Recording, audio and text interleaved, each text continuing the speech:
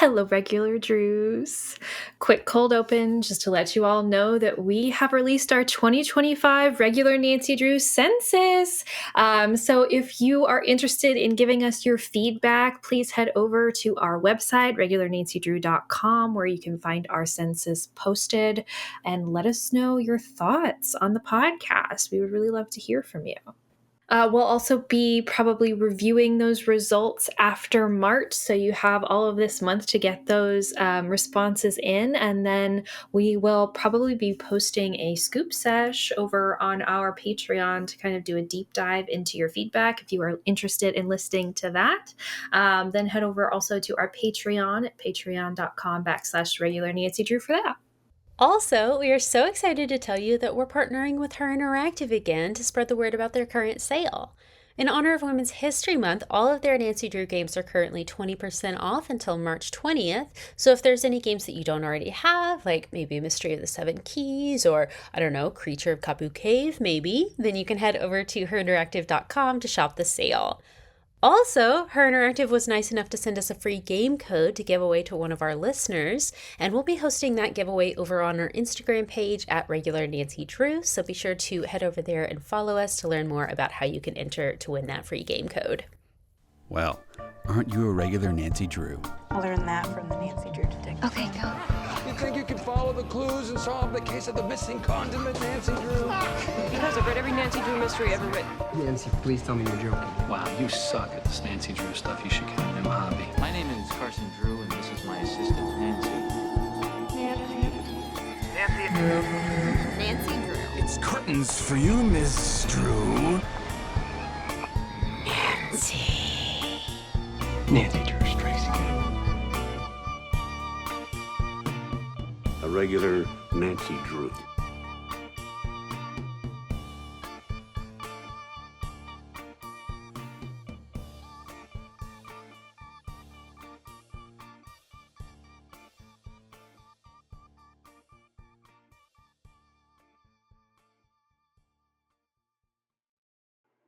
Hello, regular Drews. Hi, everyone. We're back again with another episode.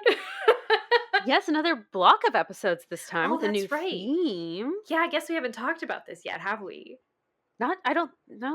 Maybe we mentioned it in the last one. I don't know. I feel like it's been a long time since we recorded, even though it's only been like one extra week. Yeah. we typically record every other week, and this time we had to skip a week because we were busy. So it's like it's been 3 weeks instead of 2 weeks, and it feels like it's been a year. Right. So I don't know. I couldn't tell you what happened last time. But yes, no, we are starting our new theme, and this theme is going to be on Hardy Boys crossovers. Yay! I'm so excited. We get to focus specifically on our two favorite brothers. We, of course, talked about them a little bit last time in our History of the Drew Crew episode, but this is going to be all about them. And what better way to start? I know, exactly. What better way to start than with the Creature of Kapu Cave, which is, of course, number 15 of the Her Interactive PC games. And the Hardy Boys feature heavily in this one, and you can actually play as the Hardy Boys in this one for a good chunk of the game. Yes, different than... I want to say even different than obviously different than Last Trade, a little bit different than Midnight in Salem in that you can choose whenever you want to switch over. It's just up to you completely. It's not as linear as the other two are with that. Yeah. And like the Hardy Boys specifically in Kapu Cave have like all of these like chores things they can do, essentially things you can do just whenever, and so you could literally play the majority of the game as the Hardy Boys if you wanted to, just depending on what it was you wanted to do in the game. So yeah, it's very different than the other ones, and I would even go so far as to say that I think the mystery of this one is structured much differently than the other ones, because I feel like honestly, the bulk of the mystery and the bulk of the investigation happens with the Hardy Boys. I was thinking about this as well. I was like, what do we actually even do? Because Nancy has all of her tasks, and we do a little bit of investigating and like snooping around with all the sciencey side of things, sneaking into the lab. But that's it. Yes. And because Nancy isn't even here for a mystery. Nancy's here for her internship. And of course, we'll talk about this, get into this. Nancy's here for her internship. So she didn't come here for a mystery. She's not here to investigate a mystery. Of course, mysterious things happen that she has to investigate. But the Hardy Boys are who are here to investigate. Hardy Boys are here for a mystery. And honestly, they kind of pull Nancy into it, like not the other way around. So is this even, can we even call this a Nancy Drew mystery, or is it a Hardy Boys mystery Featuring Nancy Drew. featuring Nancy Drew? Yes. Did I just make everyone's brain break? Even so, I could have used a little bit more investigation on the Hardy Boys sort of thing. absolutely. I was thinking about it. I'm like, we don't even snoop through Pua's No. stuff, Mike's stuff, like for a second. Yeah. But we could have done more. I gotta be honest, this game's not great. I don't love it. It doesn't hold up very well for me. I hadn't played it in a really long time, and I was holding off on replaying it because I knew eventually we were going to cover it. And so I was kind of waiting for me to revisit it for this episode. And so, yeah, it had probably been, many years since I had played this game. Of course, it's super iconic in a lot of ways. It's camp a lot. Big Island Mike and just like the volcano stuff, just very funny. And so of course I remembered everything, but yeah, it doesn't hold up great, I feel like, over time. Yeah, because you don't do anything. Yeah. Like, you don't do anything, nothing happens, and the ending, in my opinion, is kind of lame. Yeah. I feel like most Nancy Drew endings, we get like a satisfying villain like exchange where like we're running from the bad guy or we're trying to thwart the bad guy in some way. The end of this wasn't that. It was like, oh, you're the bad guy. Okay, but you feel bad about it. And so, and then this thing happens, so we just kind of have to get everybody out. Yeah. Okay. I guess somewhat scary because of the volcano aspect. Sorry, I'm being very vague. So if you've never played this game, you don't know what I'm talking about. But I'm sure most of you who are listening have played this game, so you do know what I'm talking about. When we'll get there, of course. But like, yeah, it wasn't exciting, wasn't interesting even, really. I think the most interesting parts of the game are Dr. Malachi Craven. And honestly, Quigley. Dr. Quigley Kim is pretty interesting too. I think their relationship is fascinating. Oh yeah. And we get the teeny tiniest amount of that. Not enough. Also, another thing that I'm mad at this game about is the fact that Joe Hardy is in it for approximately 0.25 seconds. Oh, I know. Yeah. And then is gone. And Joe, listen, I of course love Frank and Nancy ship forever, yes, but I like Joe more than I like Frank. Like, as a person, as a character, he's hilarious. And the fact that they get him out of there so fast is a crime. Yeah. Is an actual crime, because we lose so much opportunity for comedy relief. Like, where's Joe? Where's his jokes about cheeseburgers? Where are his jokes? I need Joe's jokes. And he's not there. It does feel like a piece is missing, for sure. Listen, this sounds insane, but this game feels to me like Her Interactive had a meeting. They all sat down together and they said, okay, how do we build the perfect game for Kori specifically? Let's put all the things that she would absolutely love into a game, and then they just never finished it. That's what this game feels like to me, because there's so much about it that I am obsessed with. There's so much about this game that I absolutely love. I have replayed it so many times, and when I do, I take a long time to replay it because I'm so busy collecting seashells and going fishing and just walking around the beach. I absolutely love the setting. I think we may have talked about this in a scoop session a while ago, but the setting for this, honestly, I could just literally just stand there on that fake beach all day long and listen to those waves. It's so relaxing. It's so calming. It's so pretty. I've always loved the way that Her Interactive animates water. That's a really strange thing to say. I know that, but it's just something about it. It's just so pretty. And I mean, obviously it's a video game. It doesn't look super, super realistic, but as realistic as they could get a beach, that's what it looks like. It's great. And this is from 2006. Yeah, 2006.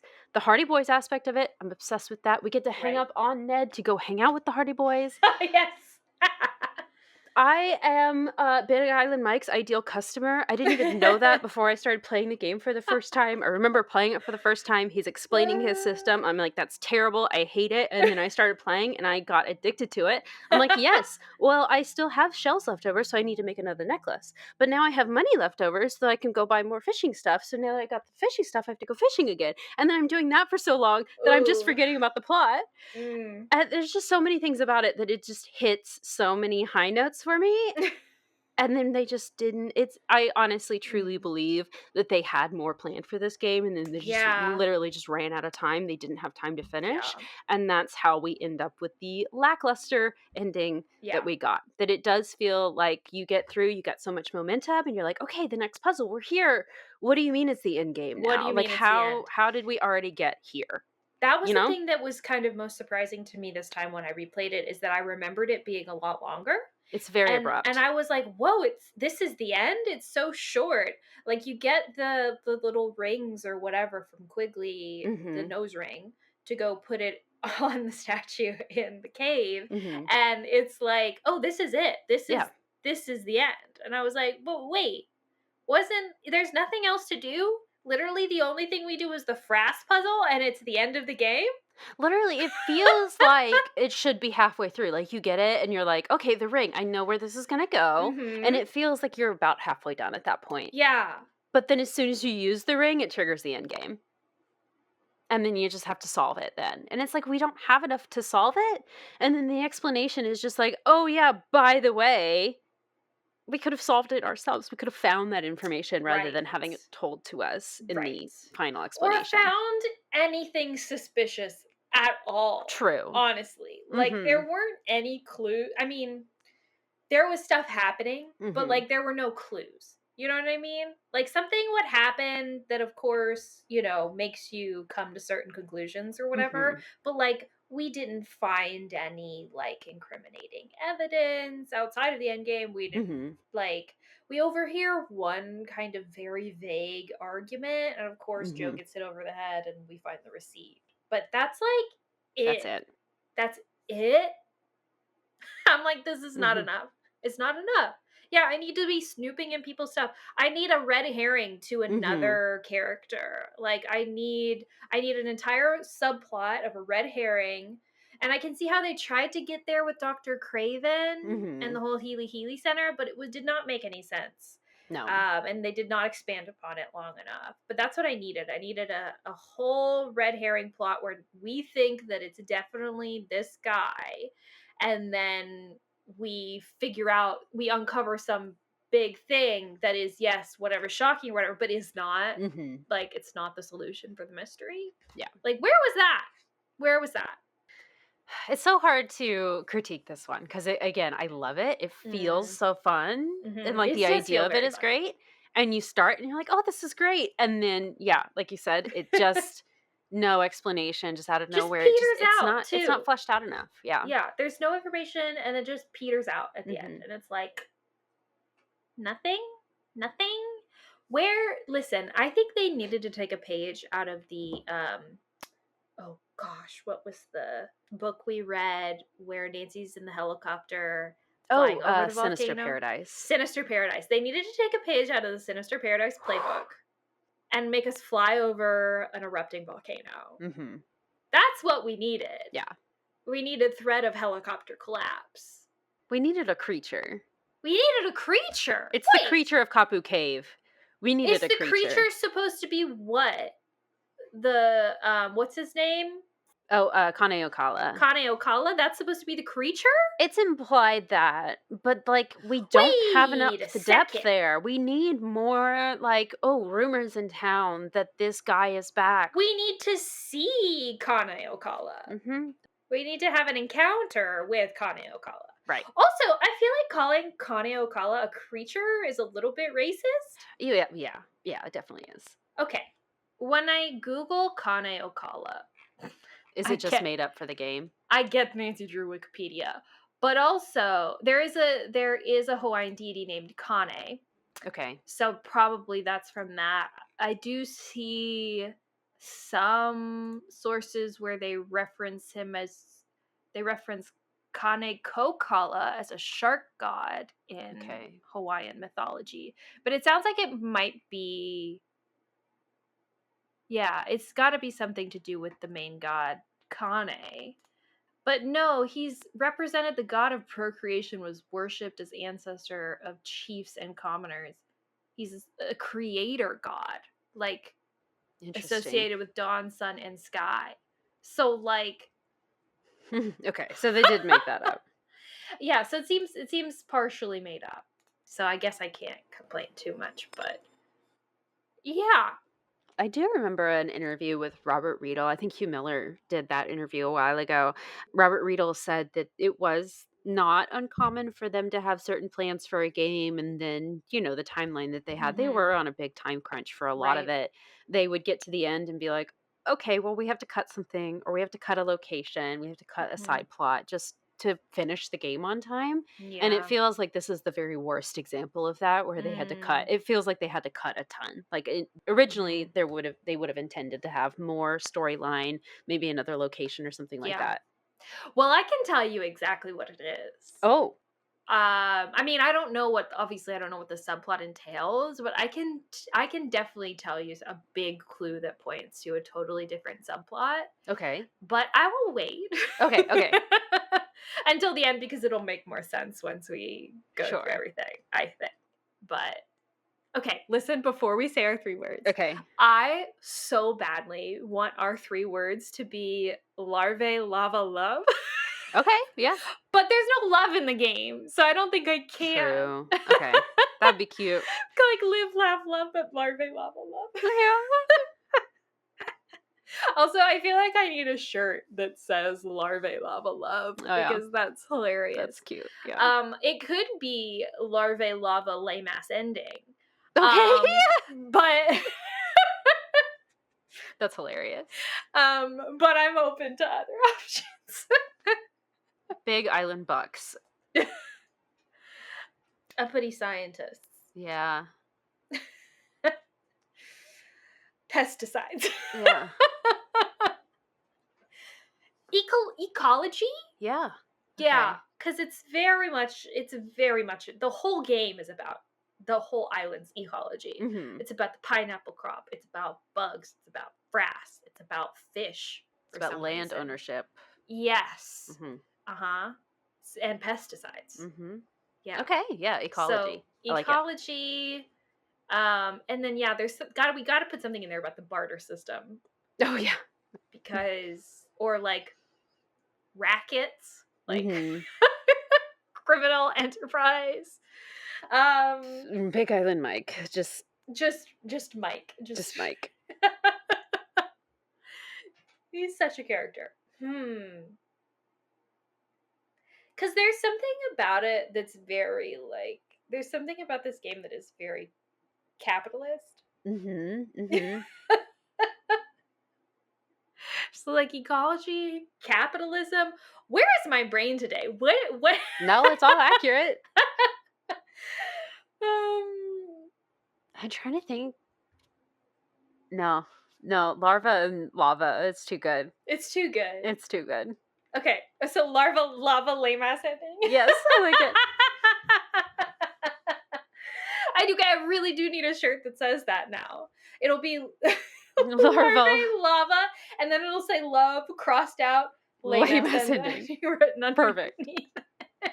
We'll start making those after we work on the Stratosphere t-shirts. Yeah, Stratosphere. Yeah, and then also I need a hat that says #TeamBest. I need a baseball cap, the pink one that says #TeamBest. That'd be adorable, wouldn't it? Anyway, okay. So before we get into the summary, do you just want to talk a little bit about the gameplay and what makes it different? This is one of the games in the era of Nancy's desk. So when you start the game, you start at Nancy's desk, and that really only recently started. It would have been number 14, I believe. Right. Yeah. The one right before. Yeah. So that's really new, but there's no that's how the game starts. So you can look at the case file, you can look at a how-to guided tutorial, all at Nancy's desk to kind of figure out what's going on. And another interesting thing about this game is that there is no time manipulation. Sometimes in the games you'll get like an alarm clock feature where you can like set the time to be day or night or for certain to access certain characters at certain locations. That's not the case in this game. I think it all happens in one day and like in the daytime. Like there it's never night. Like time doesn't really matter in this game. It doesn't feature in this game. And then of course the biggest, most interesting game mechanic in the game itself is the fact that you can switch back and forth between playing as Nancy and playing as the Hardy Boys, which is of course unlike other games where you just play as Nancy, with some exceptions, of course, Midnight in Salem and A Last Train to Blue Moon Canyon. But yeah. Did you know that you can change? I think this is the only game actually where you can change the interface to a different design other than just the teal. Yeah. Yes. Very Yeah, fun. no, I saw that in the settings. Sometimes I'll always take a little peek in the settings, and I saw that in this time. Yeah, very interesting. I do wonder why they did that. They were just playing around, just seeing what they could do. But yeah. I was trying to think if this is. No. They'd had this interface before. It's not like it's the first game with this particular interface. Yeah, no. Yeah. But I think it's like on theme stuff. Like you can do like a hibiscus flower instead of just the normal teal. But it's cute. Like beachy themes. Yeah. Very fun. Very fun. Okay. Shall we get into it? Let's do it. Yes. Do you want to start us off, Kori? Sure. Okay. So Nancy is off to Hawaii. Of course, we're at our desk. We get our little case file synopsis here, and we learn that she is going to be working as an unpaid research assistant to an entomologist named Dr. Quigley Kim. No mystery to mention here. This is literally just an internship opportunity that Carson has arranged for Nancy for the summer. So we're just got a free ticket to Hawaii, basically. I think what it is, it's not Carson didn't arrange it. A friend of Carson's thinks that Nancy would be a good fit. That's right, So yes. he told her about the opportunity. Yes, thank you. So, yes. yeah. No, that's exactly it. Which is like, don't ask me why a friend of Carson's thinks Nancy would make a good bug scientist, but like, okay. Who knows?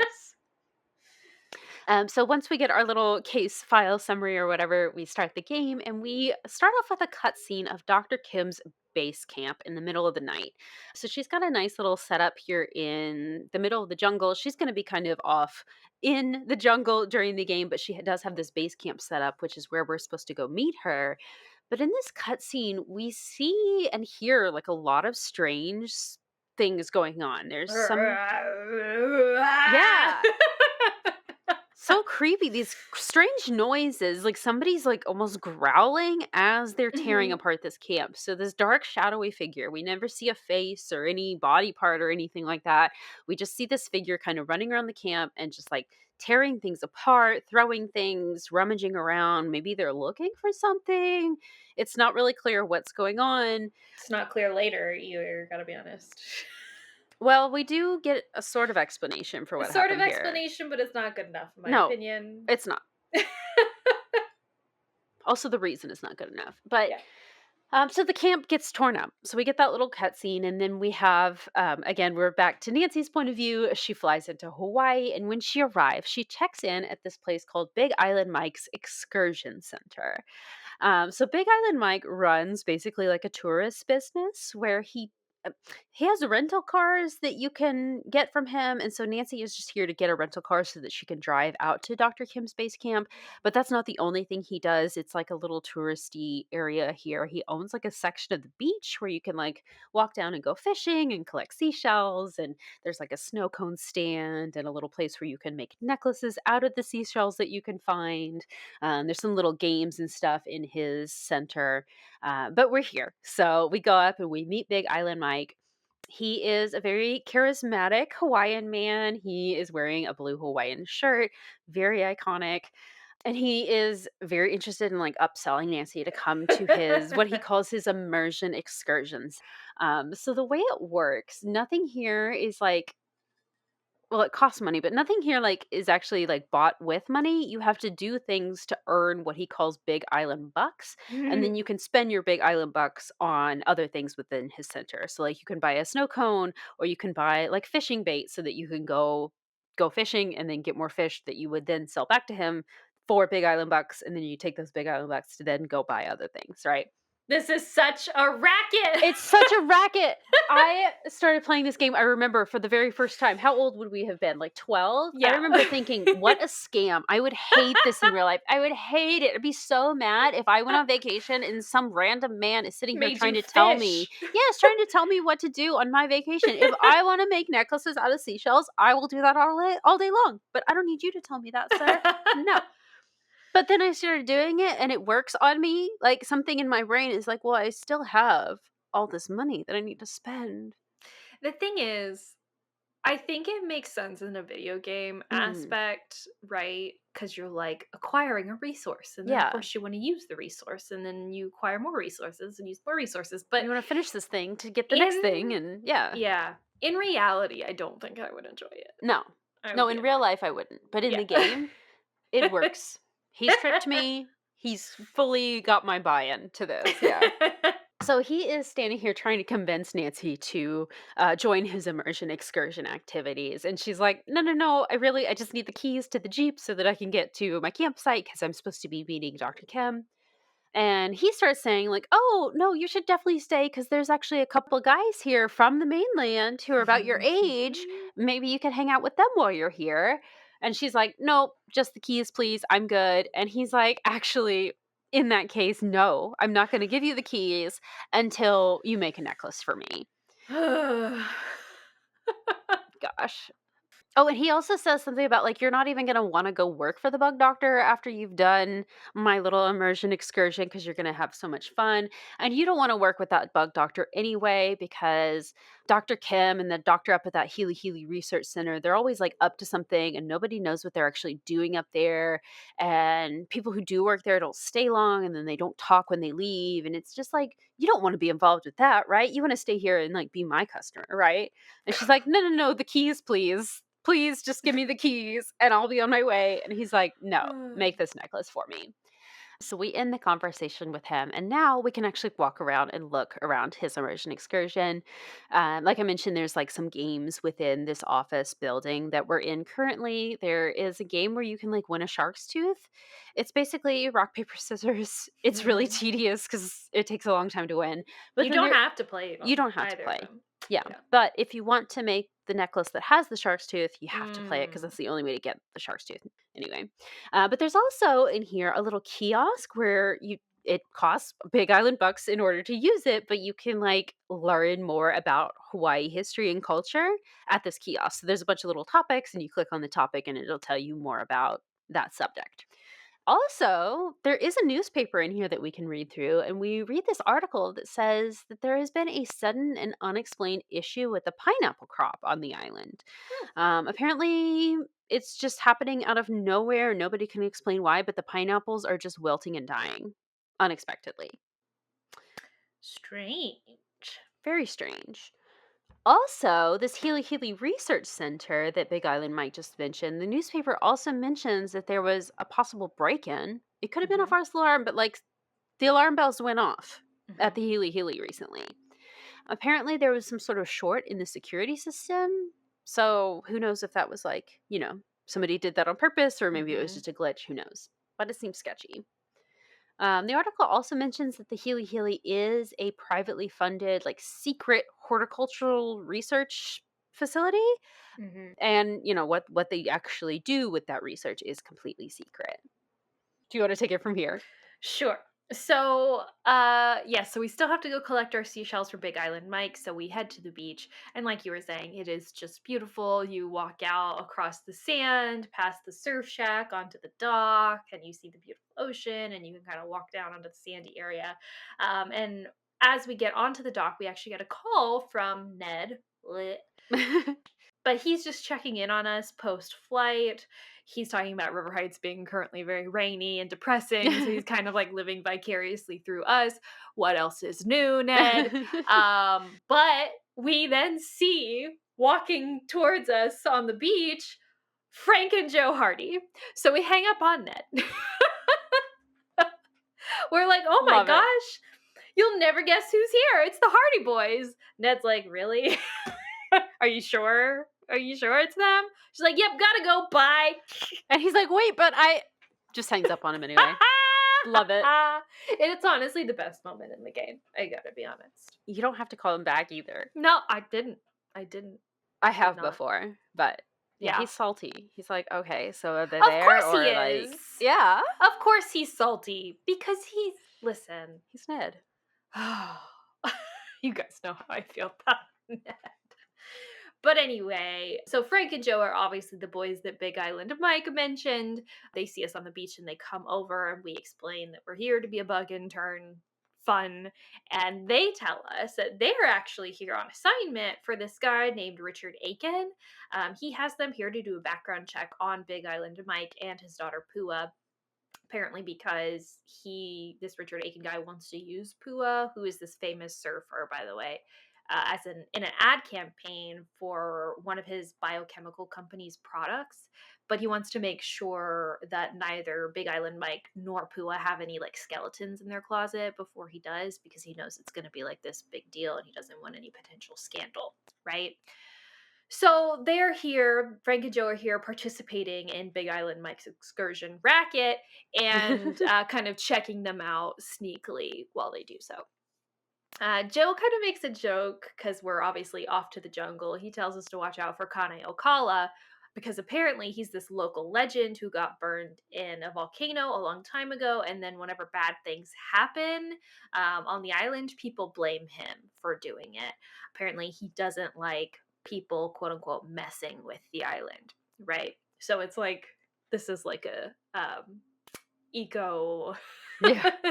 This is like an eco message, right? We're saying we don't like it when people mess with the ecology of the island. And Joe thinks that the failing pineapple crop is the reason why Kane Okala could be active right now. So, once we collect all the seashells and make that necklace, we give it to Big Island Mike and he will give us the keys to the car. But he also does warn us about Kane Okala. And he actually attributes these, like, apparently there have been recent sightings of him, and he attributes these to the work that the people at the Healy Healy are doing. And he thinks that the Healy Healy is the reason why there's something going on with the pineapple crop, that they must be doing something, putting something into the environment that is messing with the pineapple crop. Interesting. Anyway, we can head to Dr. Kim's camp, but on our way, a bridge behind us gets washed out, so we're kind of like stranded in the jungle and unable to get back into town. We do also get our Jeep stuck in a ditch when we drive into camp, which is like, how, Nancy? Yeah. How did you do this? So we're thoroughly stuck. But we are at the camp finally, so we can kind of look around the camp, right? But remember, it's been trashed. So, like, stuff is everywhere. Things are a mess, broken. And also, Dr. Kim is nowhere to be found. She's not here. So, this is worrisome, right? Because it seems like there has been some kind of disturbance and Dr. Kim is missing. Has she been kidnapped? Murdered? What's going on? So we can look around a little bit in this camp. We do find a tape recorder, and these are Dr. Kim's field notes, and we can listen to these, and these are interesting. We do hear that Dr. Kim can go off on tangents quite frequently. Yes. Otherwise, we hear a bit about Dr. Kim's work with fast traps and her efforts to get an assistant, which is obviously going to be us. She's also been having the feeling lately of being watched and hearing odd humming sounds coming from the jungle, but it comes and goes apparently. So very interesting. Then on the tape we hear growling and crashing sounds, so it sounds like the tape recorder picked up whoever trashed the camp. It's lucky. I know. We can go inside the tent and open a locked trunk using a sequence that we hear on the tape recorder. And inside this trunk are more of Dr. Kim's notes. But these seem to be notes about some other scientist named Malachi Craven, who works at the Healy Healy. And why would Dr. Kim be keeping notes on him? We need to talk about this later. Yes. There's also a a security pass for the Healy Center in this trunk, which we also need to talk about later. And so maybe someone at the Healy Center knows where Dr. Kim is. Also inside the tent, there are instructions on a table with a radio to call Dr. Kim on a certain frequency once Nancy arrives, but the radio isn't working, likely because of whatever the vandal did to the solar panel outside. Like, there's no power. So we'll have to fix that. We have to, like, replace the photovoltaic cells on the solar panel in order to power the radio. And to do that, you have to use a winch at the camp to get your car out of the ditch, and then you have to go to the Healy Center task for photovoltaic cells. Nancy walks you through all of this. She's like, I probably need to do this. And so so it's very helpful. Big ups to Her Interactive for putting that in there. I think that's what Mystery of the Seven Keys was missing the whole time. With some Nancy commentary saying, I should go talk to this person about this because they'll know. But so, yeah, that's how we know to do all that. You want to take it? Oh, sure. So when we get to the Healy Center, there is like a little call box. It's a gated facility, obviously. So you have to press the call box, and actually, like, there's a swipe on it, so you can swipe your card to come in. But when you swipe your card, a little voice will come over the call box. Somebody asks, like, who are you? Like, where did you get this pass? And she's like, oh, I found it. I'm trying to, look for Dr. Kim. Can I come inside and ask about her? And like, immediately once we do this, we are transported to inside of the building, where we are speaking to this really angry, older, white-haired man who is yelling at us. And he's asking me, where did you get this pass? You shouldn't have this. And we learn that this man is Dr. Malachi Craven. He is the head of the Healy facility.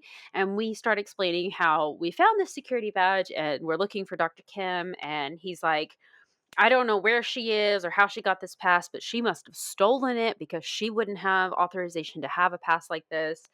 He's very mean about it. He's not very nice or helpful at all. But then Nancy remembers that in some of Dr. Kim's notes, there was some mention of like some of his accomplishments and things. And Nancy's like, oh, well, I'm just such a big fan of yours that I wanted to meet you anyway. And like, it would be like so cool if I could like ask you questions because I've read your blog and I'm just like so interested in plants because they work on plant research here. So we asked him for some photovoltaic cells for our solar panel, which now that we've flattered him, he has agreed to give us in exchange for doing a chore for him. We need to go harvest some seeds from a plant downstairs. We learned that he actually has a pretty severe allergy to this particular plant. In fact, he has allergies to a lot of different things. And so he can't go harvest these seeds himself, obviously, because of this allergy. So we go down, we get these seeds for him, and then we come back upstairs. Or actually, we can, while we're doing this, we can actually look around the Healy a little bit. There are some places in here that we can't access just yet, but we will get to see that later. There is a locker room area to look at where obviously the employees keep all of their things. And then there's like another door beyond the locker room area that is locked right now. Or not locked, but we're not allowed in there just yet. And then there's also some other like plant displays that we can go and look at and kind of play with as well. You can press buttons on stuff and it makes different scenes and noises and stuff. But we do this chore for him and then we go back upstairs. But when we bring the seeds back to him, we talk to him a little bit more and he says, oh, I'm sorry. I was just like really mad before about the pass and I don't actually have any reason to suspect Dr. Kim of having stolen this pass. So I'm not trying to like say anything bad about her, but great. So now that we have these cells, it's time to go back to the camp, put our solar panel back together so that we can actually contact Dr. Kim. So we get back to camp. We have to do this like Sudoku style puzzle to actually put the power cells back into the solar panel. But once we get that up and working again, we are able to call Dr. Kim on the radio. When we speak to her, the signal is really, really bad. She keeps cutting out. There's a bunch of static. And so it's really difficult to hear what she's actually telling us and what she's asking us to do. All that we can hear is that she says to meet her at Rock. So we know the first word has some E's in it, and the second word sounds like it has like an ER sound in it, and then the last word is rock. But we don't know where this is. Obviously, we're not from Hawaii. We don't know all the local landmarks. So we call Frank and Joe for help. When we call them, we get switched to Joe's perspective. So Nancy talks to him a little bit, and we task him with finding out where Dr. Kim could have been trying to send her. Like, what does this mean? We do ask Big Island Mike about this, and he says that he hasn't heard of anything like green trigger rock, which Nancy guesses that your rock, whatever she heard, it could kind of sound like green trigger rock. And Big Island Mike is like, no, that's not a thing. There's nowhere around here that's called that. While we're talking to him, though, he does task Joe with finding or with going fishing for him because he wants a break or something. And so going fishing will give him a chance to go into town to sell the fish. So we go to do this. And when we walk outside, we experience like a small earthquake, kind of startling. But then we go back inside to ask Mike about it. And he says, oh, Pele must be mad about something. And so we get this explanation. Pele is a Hawaiian goddess of fire whose home is in the volcano. And when she is angry, the volcano will erupt and the ground will shake. Similar to Kaneokala, Pele also does not like when people are messing with her island. So at this point, we learn a little bit more about Big Island Mike and Pua. The Mapus have been in this business for about 5 years, and Pua's mom actually died when she was 10. And after that, Pua took up surfing. And now she actually works as like a surfing coach at this immersion excursion place. And now she's like this expert, really cool surfer. We can also go talk to Pua out at her surf shack, which she runs kind of next to Big Island Mike's little building. She tells us that we, Joe, are doing really, really good at surfing. And Joe's like, no, Frank's doing way better. Like I feel like I'm not great at this. And she's like, oh yeah, Frank is doing really good, but he hasn't even stood up yet. And so and so we have this little like funny moment where Joe feels superior to Frank. But Pua does also tell us that she believes in the Kaneokala stuff, and she does agree with her dad that she thinks that this is related to the Healy Healy stuff. She does tell us that the last time Kaneokala showed up was right before and after Pearl Harbor. Um, got real serious Isn't there that for crazy? a second, right? She also says, yeah, I've seen him myself, but that's all that she will tell us. So once we catch these fish for Mike and return them to him, he will leave and head to the market, which is a really good opportunity for us to snoop around his office. The only thing that we really see is that on his calendar is a sticky note that says like 3/5, like the date March 5th, delivery from JK. Okay, we don't know what that means. But I think that is like today. Like that's like the current date, or it's like was the day before or something. Anyway, we can also pick up a key to open the closet. And inside the closet, we do find a map of the island. There is no green trigger rock on the map, but there is something called Three Finger Rock, which is similar enough that we think that's probably what Dr. Kim was talking about. So Joe calls Nancy like automatically and leaves a message for her with the coordinates to that location. But then as soon as he hangs up, he gets hit over the head by someone behind him. He does not see, he just lights out. And so we're automatically kind of forced back to Nancy's perspective, listening to this voicemail from Joe. But of course, she doesn't know he's been hit over the head. But now we can actually go find Dr. Kim. We can put these coordinates in our GPS that we have in our truck or our car from Big Island Mike and go find this place in the jungle. We really need to talk about the coordinates though in the car and the whole car like startup situation though, because it is so annoying. Yeah. Like so annoying that we have to get this little cutscene every single time we get into the car. Like, stop. I can't. It's a long cutscene. Like you click on the car and then it like zooms out from the car and until you're just like in map view. It's very cool. Like it's a cool. It's a good animation. Yes, it's a great animation. Sound effects are cool. It's very evocative, and you get the little beep beep beep of like the GPS system or whatever. The car and starts I like up. that, Yeah. but just do it the first time. Yeah. It's a little much every time. Anyway, we put the GPS in and go meet Dr. Kim. Three Finger Rock is in the jungle, so we have to trek to go to get to Dr. Kim. And on the way, we do hear those like strange, like whispery humming sounds from the jungle. It's interesting. We end up finding Dr. Kim up a tree. She comes down to talk to us, and she's apparently up in the tree to observe some parasitic wasps or something. And she goes on this tangent about them, catches herself, tells us, "Stop me if I start to do that." She also tells us that we should call her Quigley. She does not like being called Dr. Kim.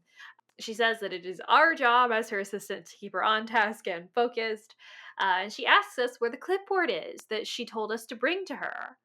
And we're like, "Oh, well, the radio kept cutting in and out. We did not hear you say that."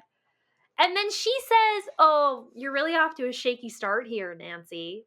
Ma'am.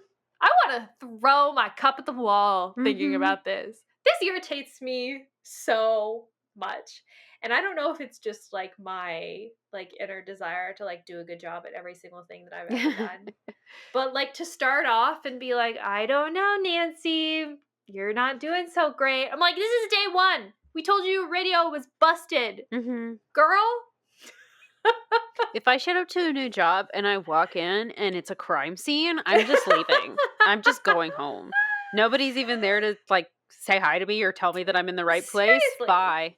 Goodbye. then I'm going back to the beach. Like, When you finally figure out how to get in touch with your supervisor, she's like, "You didn't do what you were supposed to do." Excuse me? no. Excuse me? Where's my orientation? Yeah.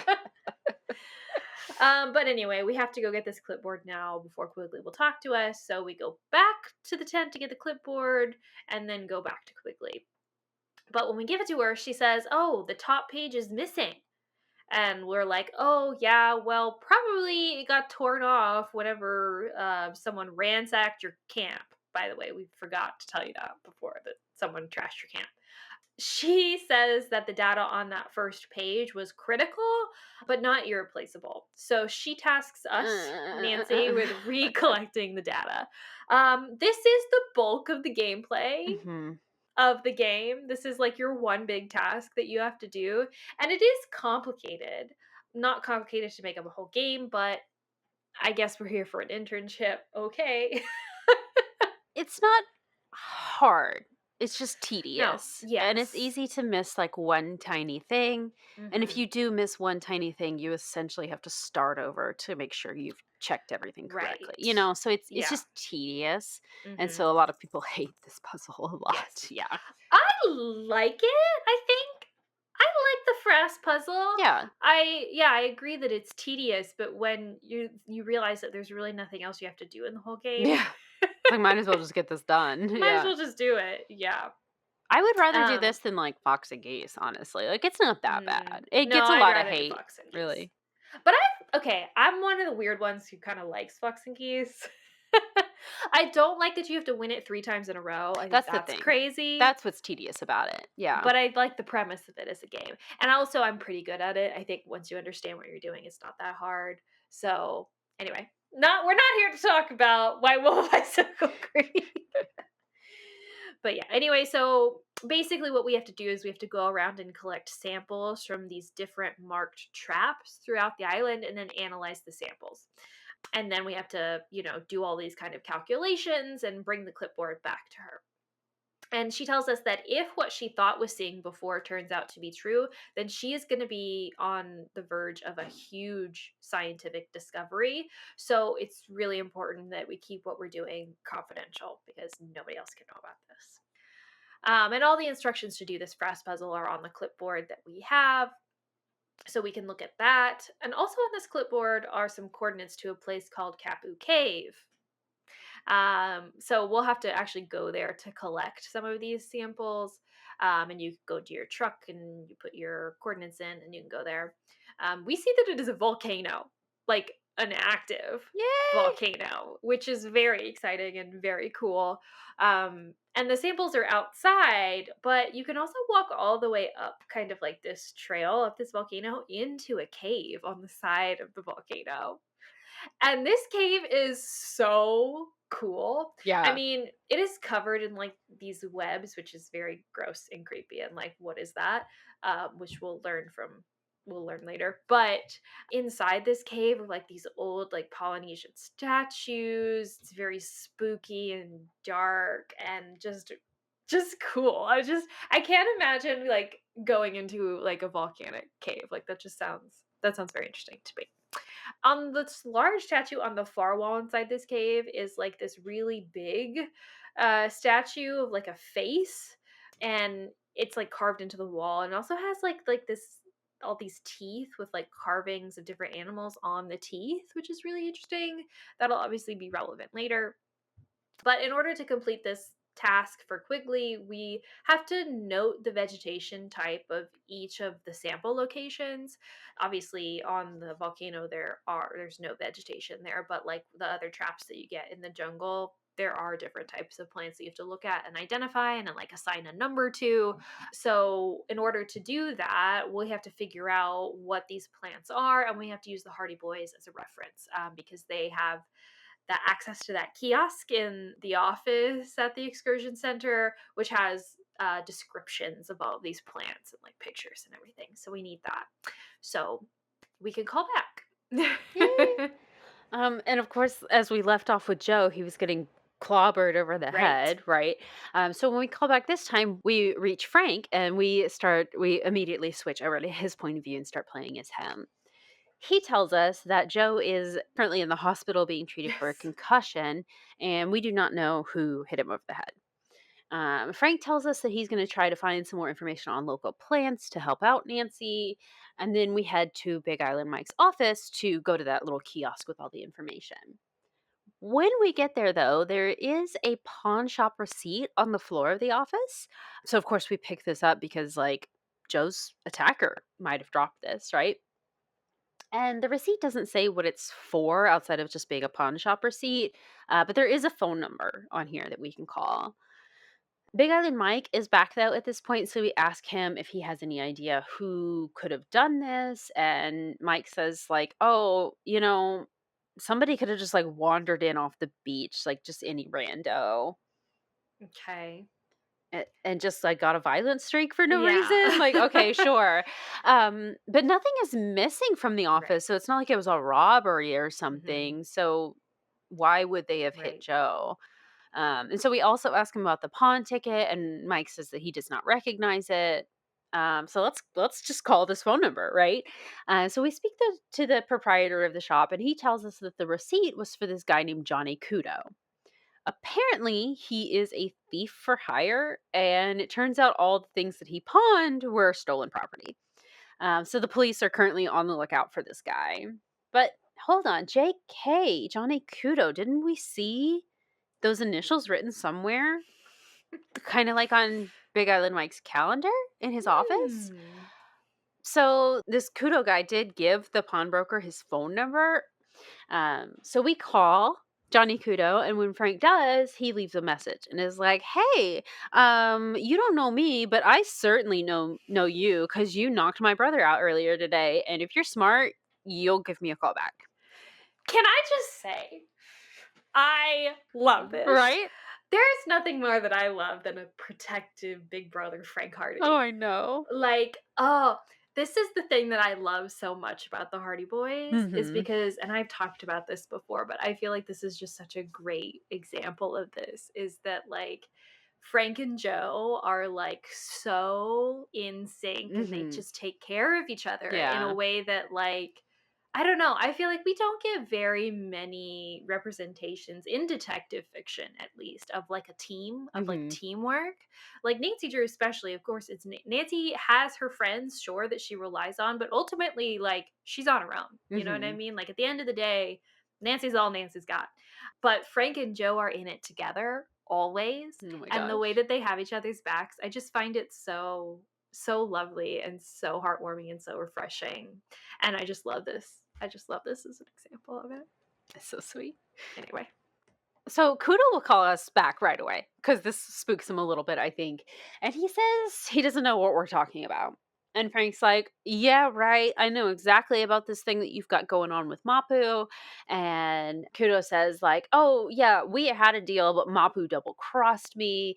And now Kudo has been looking for a way to even the score for a while now. And so it seems like maybe Joe has just been in the wrong place at the wrong time. But then it becomes like obvious that we don't actually know what Yeah. he's up to. So Kudo just ends the call at that point. But we can go talk to Pua now and tell her that we think her dad is involved in criminal activity. And Pua is shocked by this. And we asked, like, do you know where he would hide something if he was up to something weird? Is there like a secret hiding spot that he has? And she's like, oh, the chamber. Okay. Excuse me? And we learned that there is a big cavern like under the island that's accessible by old lava tubes that run throughout the island. This is so cool. Right. In theory. In Yeah. practice, it's a little lackluster, but Scary. And in Yes. reality, it'd be so terrifying to do this. but so cool. Yes. But apparently, Big Island Mike has explored these so often that he actually has a map of these tunnels or whatever. And so there's one tube that's actually bigger than the others, and he spends a whole lot of time there, according to Pua. And she tells us that actually you can get there from the water, and her dad has a chart that explains how to do this.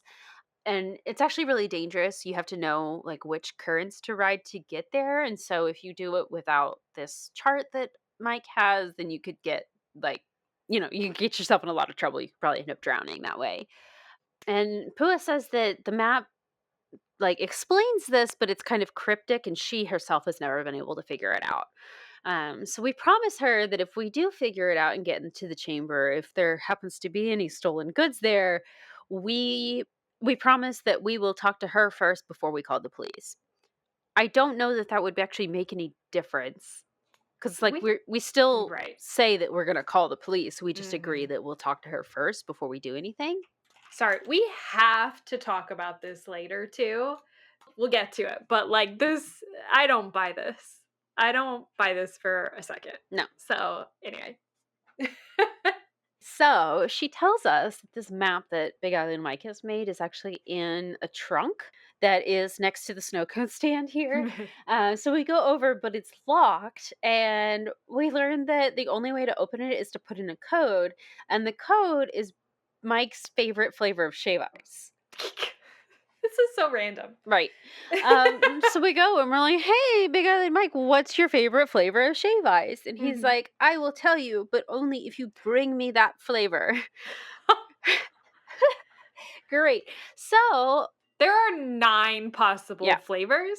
And there's and 3 you put options. 3 options, Mhm. which means, what is that? How many different combinations is that? It's a 9 times 9 times 9, right?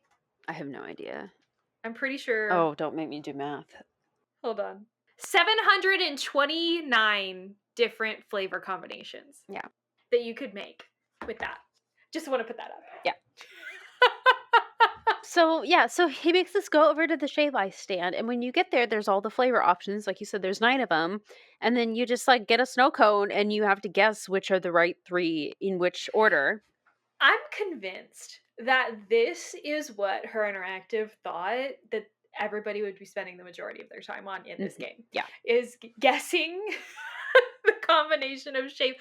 729 different flavor options that you could bring to him. Yes. And yeah, when you bring it to him, he'll tell you, well, one of these is correct, or none of these are correct, or 2 of these are correct, or whatever. But like, so it's somewhat of a logic puzzle too. But 729? This is what because you also have to pay Big Island Mike bucks every single time you make a snow cone. And Mike doesn't be like, oh, just do it for free because he could. No. He makes you pay for it. Have to pay every single time you get a snow cone. And so if you run out of Big Island Mike bucks doing this, you have to go earn more Big Island Mike bucks, come back, try again. Yeah. I'm convinced this is what they thought was going to take forever. Oh, they put that in there specifically to make the game last longer, for sure. Yes. If I didn't cheat to just be like, I'm not doing this. Yeah. I wouldn't be able to do it. It would take forever. I would tap out. I'd be like, I'm done. I'm done with the snow cones. Done. So yeah, we do this 1,000 times. We go, we pick out some random flavors, we bring it to him, and he's like, not quite. But eventually we do get it right, and he gives us the code for it. We'll also ask him about Johnny Kudo, and Mike's like, yeah, never heard of him. Mm-hmm. Yeah, I'm sure. But now that we have the code to this trunk, we can go and we see a map on it. And on this map, it's not really even a map, it's just a drawing of that face at Kapu Cave at the volcano with like the mouthful of teeth with the animals drawn on it. And Frank's like, this is weird, but obviously he doesn't know that Nancy has already seen this before. So this automatically triggers a phone call to Nancy where Frank will like describe this image to him. And Nancy's like, I've seen that before I know in the what that cave. is. Yeah. Is it just me or are the animals in the wrong order on this map? So I think no. The first two are swapped on the teeth, but not on the scuba thing. Because it's like in the arc shape over the Yeah, teeth. but that's the order that you ride the currents. Yes. Mm-hmm. But then when you put the animals, when you spin the teeth. But the animals on the teeth aren't in order. Right. Right. You just have to know what the animals are and then try to figure out based on what animals are on each of the teeth how to show all of those animals, same animals. It's not an order thing on the teeth. Oh, because it is the exact same order as the map, except the first two are swapped. Oh. Yeah. I never realized that. And so I always thought that it was trying to be the same thing. And so I used the map to order the teeth. And it's like, oh, well, they got it wrong. Everything's correct. It's the same order, except the first two are swapped. I never thought that. That's interesting. Okay, I just was making things up, apparently. Well, I mean, if it's all the same except for those two, then that is a little bit too similar. It feels like a mistake. Like they accidentally swapped it, I'm sure it's just what I did is I looked at it and I was like, oh, the first two aren't in order, so I don't need to look at the rest. Oh, yeah. That might have been it, yeah. Because the first one, it's not even an option on the first tooth. Like, that animal's not there. So then it can't be that. Mm-hmm. So, but yeah, the rest of it, fun fact for you, just go through the list, just swap the first two. But yeah, so we get this phone call and then we immediately switch to Nancy's point of view. Yeah. So now as Nancy, we can finish the task for Quigley because now we know all these plants, right? Because Frank looked at them. You can also do this in any order, right? So if earlier you had wanted to finish this for Nancy and then switch back to Frank, like you could have done that too. Mm-hmm. But this is just at this point now we can finish that. So we can follow the rest of the instructions for weighing and measuring the frass, but the microscope that we need to use, the lens on it is broken. So we have to replace that first. And who do we know who could help us with scientific equipment? Dr. Craven. So we're off to the Healy again. Talking to Dr. Craven. Oh, this is interesting. So he tells us that we remind him of his niece, who he doesn't get to see anymore. And there's like some backstory here, like with him and his brother who like don't talk, and it means he's estranged from some of his family at least, and so he doesn't get to see his niece anymore. And so that's why he likes Nancy so much, is because she reminds him of his niece, who he misses. So we got to talk about this. To me, this just tells me Dr. Craven is the problem. That he is just a difficult guy. Nobody really likes him. 100%. I don't blame his brother at all. But I just think this is interesting lore for Dr. Craven. Because I'm insanely curious. I mean, like, is it just his anger issues? Is that why he's estranged from his family? Or is what else is going on there? Like, why can't you have a relationship? How old is your niece? And like, because if Nancy reminds him of his niece, then presumably she's an adult. Right. Or a teenager. So like, or a teenager possibly. So it's like, I don't know. Interesting. I'm just curious. But, and then he gives us another chore to do. We have to go fertilize plants for him before he'll give us this microscope lens. It's like a puzzle where you have to pull colored levers in the correct order to make like all of these flowers bloom the same at the same time. And once you do that, Dr. Craven will give you the lens. But as we like move away, after he gives us this microscope lens, we hear him get on the phone and have a very angry phone call where he fires someone and then he breaks something in his office. Big yikes. Anyway, interesting. Then we go finish the frass puzzle after using the microscope, and then we do all the calculations for it or whatever, and we report the number that we found to Quigley. And she tells us that this number means that she stumbled upon the largest bloom of Norsabeta odorata ever recorded. Basically, this certain type of moth has been reproducing at like a crazy rate, which is like unprecedented. But we have to figure out like why this is happening before like we can really move any further. We have to figure out what they've been eating. This is also where Nancy learns that frass is bug poop, which is hilarious. Um, she's like, so I've been touching bug poop.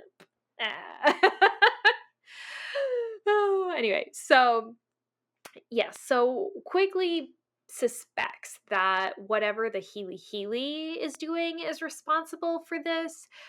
She thinks that like they must be modifying the pineapple crop and that these bugs are eating this modified pineapple crop, and whatever is that, in that is causing them to be able to reproduce at crazy rates.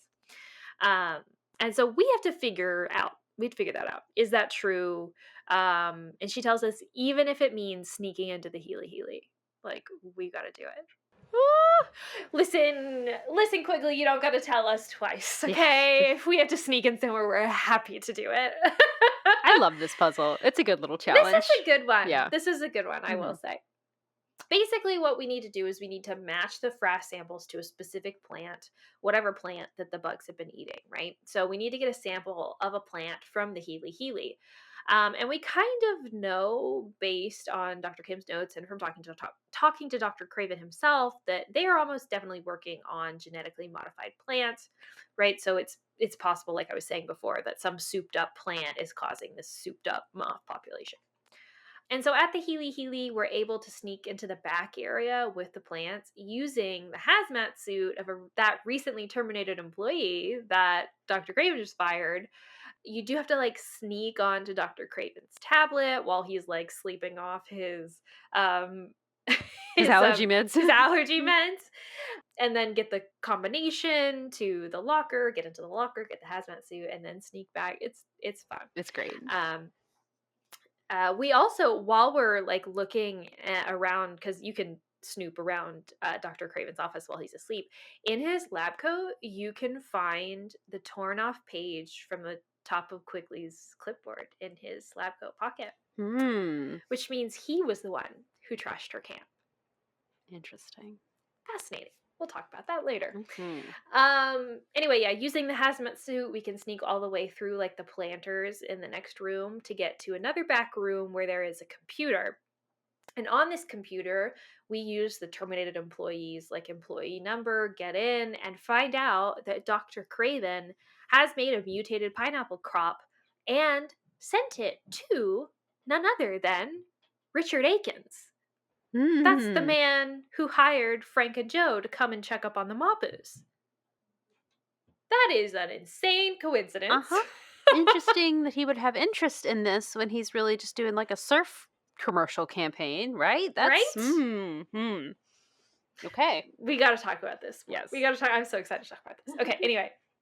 Unfortunately, at this point, security is alerted that we are like using the login of a previously terminated employee. And so we have to like sneak back out without someone catching us, get a sample of this pineapple crop, and leave undetected, which I really like this one. Oh, yeah. Fun. Trying to get out while like timing it between the guards walking is pretty good. It feels like a very classic Nancy Drew puzzle from maybe even some earlier games. It felt like a good time to pull that in. Yeah. So, once we get back to Quigley's camp and analyze the frass, we check to see if it matches the sample of the modified pineapple crop that we stole, but it's not. It doesn't match. So the Healy Healy's modified pineapple crop is not what is responsible for the large moth population.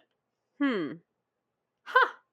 So we tell Quigley about this pineapple crop thing, and she gives us some other samples that we need to test instead of maybe figure out if this is what they're eating instead. And we do these samples, and we learn that these moths are actually eating fritillated flag beetles.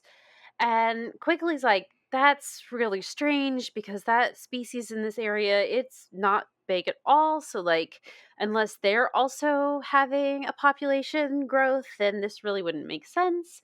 But if our analysis is correct, then that does mean that the frittillated flag beetles are multiplying faster than the moths are. And Quickly's like, I have to think about this. And she goes back up into her tree. And as she does, she's like, you know what? Actually, there's one other thing I need you to do for me. There is this metal ring that I found at Kapu Cave, and I have no idea what it's for. Why don't you take it and you try to figure out what to use it for? And this is optional, but you can go back to the Healy Healy at this point to talk to Dr. Craven again, and you can ask him if the work that they are doing there happens to be increasing the frittillated flag beetle population. And he says no, and Nancy can also tell him that she knows that he is working for Richard Akins and that he is working on the pineapple crop. And of course, now we know that it's the frittillated flag beetles. We think that they are damaging the local pineapple crop. So we asked, like, are you responsible? And he gets super angry at us for asking this and tells us to leave. We explained that the newspapers are going to have the same questions for him, though, if they get a hold of this story. So he might as well just tell us now.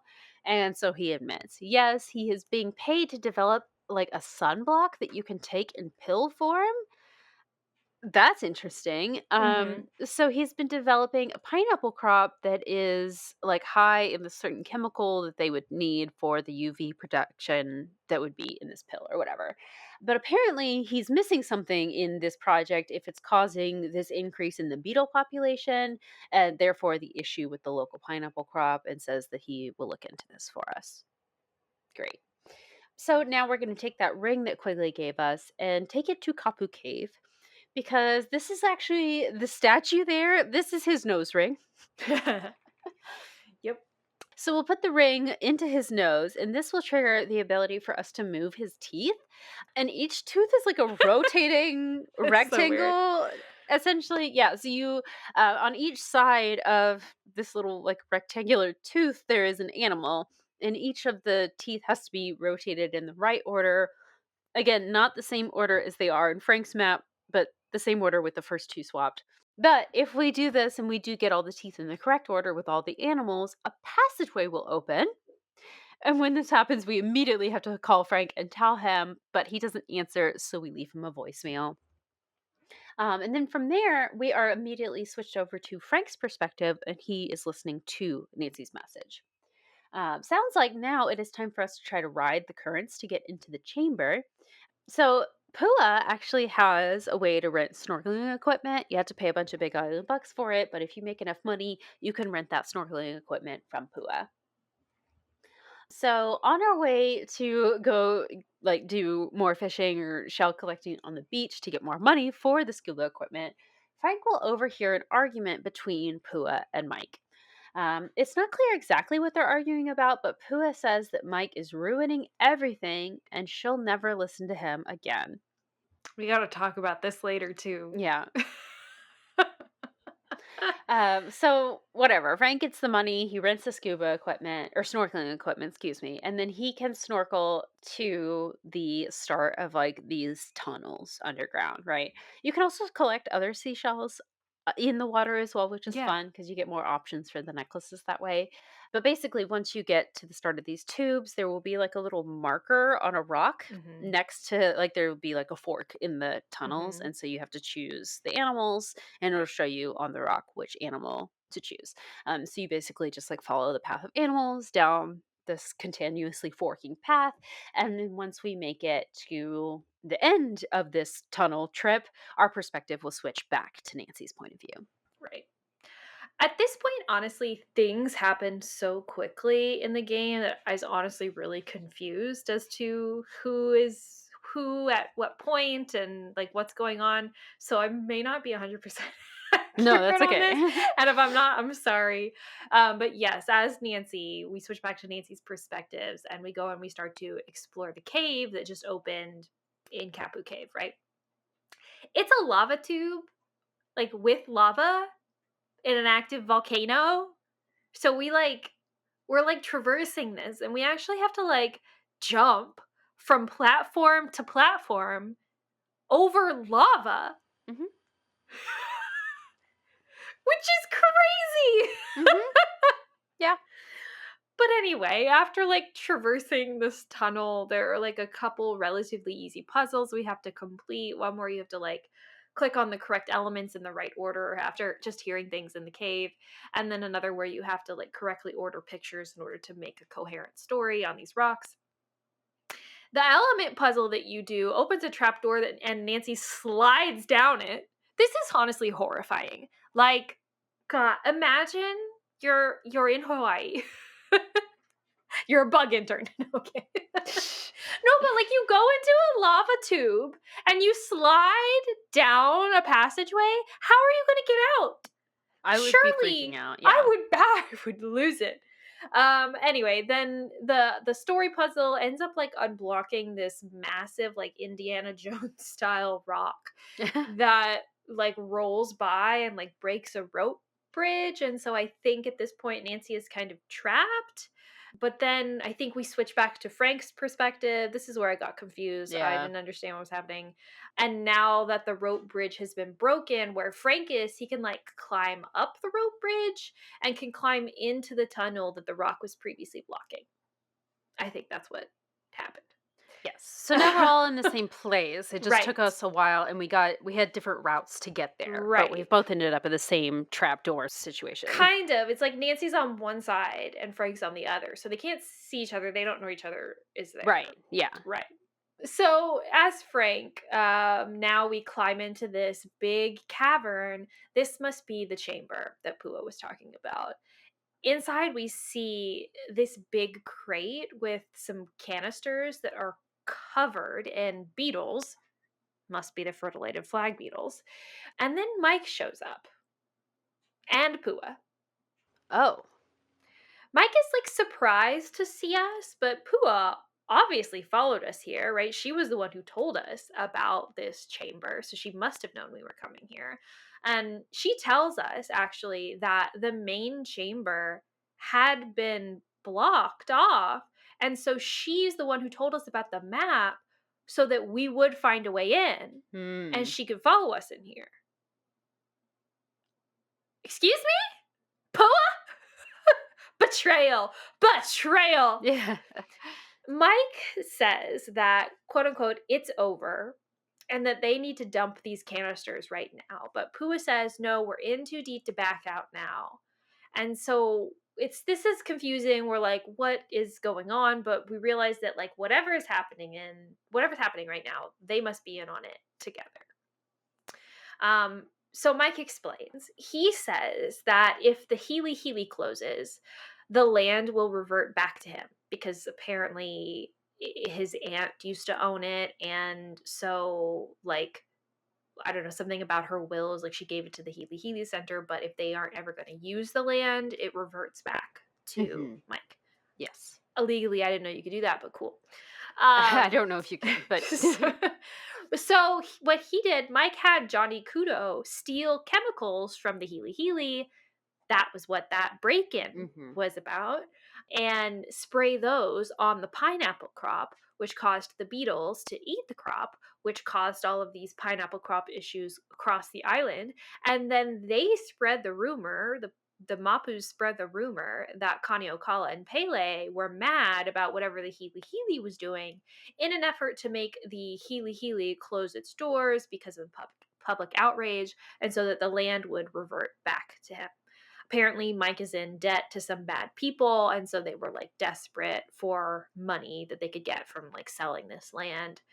But Mike now is determined to stop because he does think that Pele is actually really mad. The earthquake that they had and the blocking of the tunnel, he thinks these were signs telling him to stop. And then at this point, we jump back to Nancy's perspective, and she is like walking up a tunnel that like overlooks the chamber where Frank and the Mapus are, and like she sees them down below like arguing about this, I guess. And then the ground starts to shake, and the floor that Frank and the Mapus are standing on starts to like sink into the lava. It's like different like squares carved, and like different squares are like sinking into the lava. And so we as Nancy have to direct Frank to safety by jumping onto platforms to get to the other side of the room before Mike makes it to the other side of his. Does that make sense? Yeah. Like they're going in opposite directions, and we Right. have to get Frank to one side first before Mike reaches the other side. Mm-hmm. And then once we do that, they make it all to safety.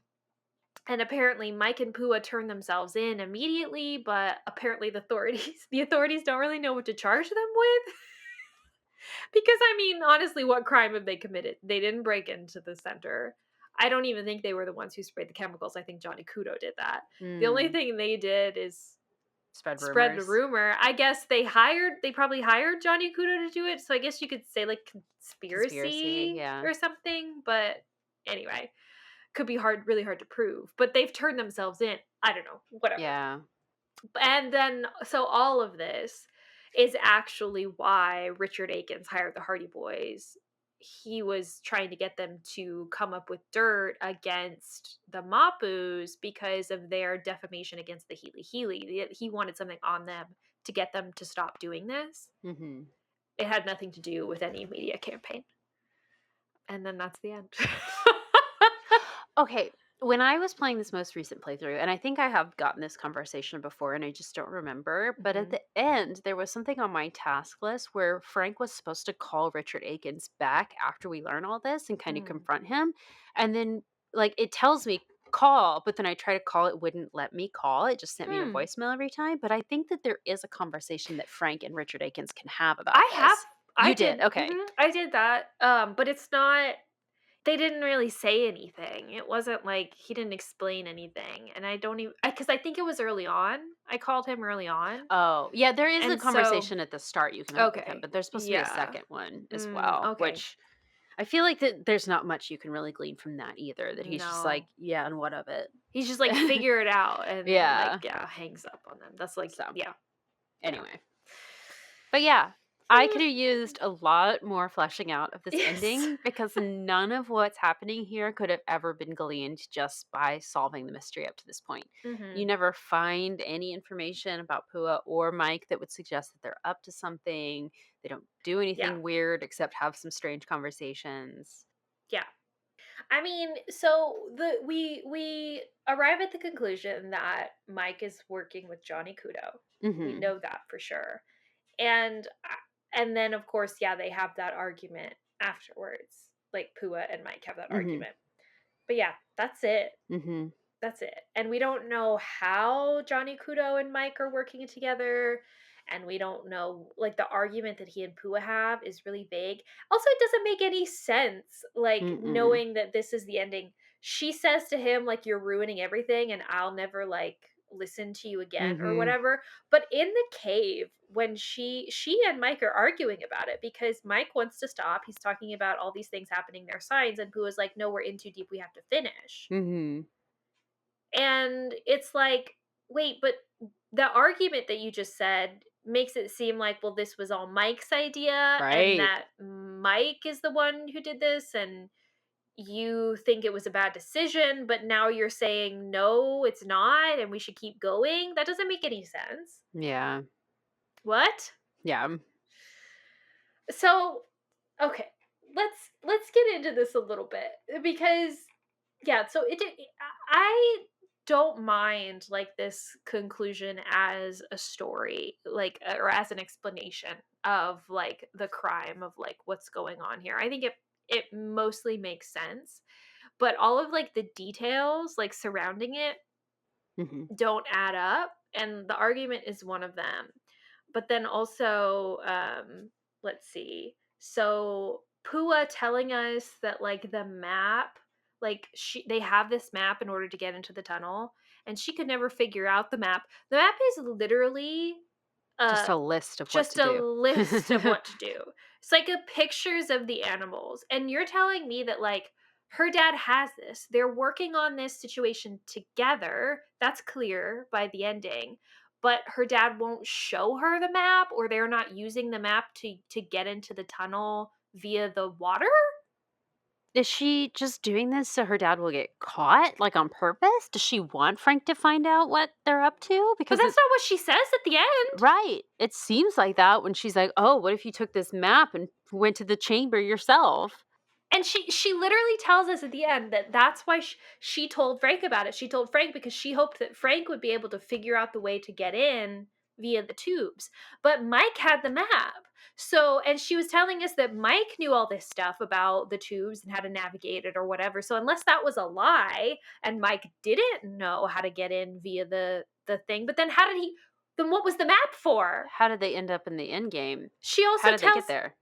Yeah, that. How did they get there? Well, Pua followed Frank, but how did Right. Mike get there? Because Oh, no, presumably I the think- other entrance was blocked So by I think Mike tells us in the end scene that he ended up finding a different way through the lava tunnels to get there. okay. I think he says that. But like, I'm like, if you had the map the whole time to use the currents to get in via that way, why didn't you do that? Why did you need Frank to figure it out? If you were working together, your dad had this map to Yeah. get in via the tubes. What was the problem? Yeah. Also, it didn't seem like you needed to continue. Like, yeah, you have the chemicals or whatever, but there's already been a news story about the pineapple crop. Everybody's freaking out about it. The fritillated flag beetle population is already inflated. You've already made up all these rumors about Kani Okala. Why do you need to get back to the chamber? What else? There's nothing else in there except for that crate full of the chemicals. Maybe just to spray more. But why? Why were the beetles so obsessed with the chemicals? I thought it was the pineapples that they were eating.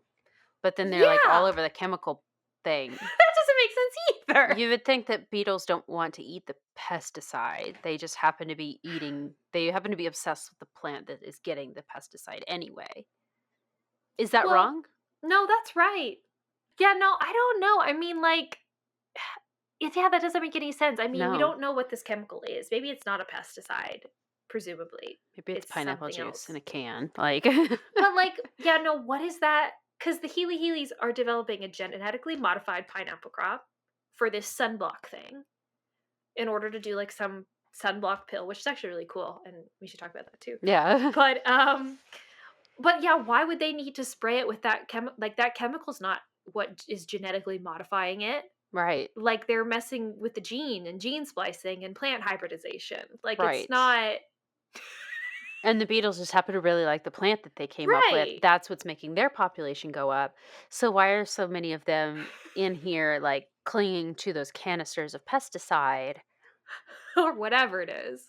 You would think that it would be the opposite, that they would start dying if they ate all the pesticide. You know what? Maybe it's like a fertilizer. Mm. Maybe it's a really specific type of fertilizer, and maybe it's not the pineapple at all that they're eating, but they really love that fertilizer. Oh, okay. I'd buy that. That makes Yeah. more sense. Yeah. Yeah. Okay. Anyway, okay. But then there's that. But like it just I feel like the whole Mapu setup, like yes, I understand why. I think sure, fine, the debt, yes, that's the, motive for doing all of this. I think doing all of it in general makes sense.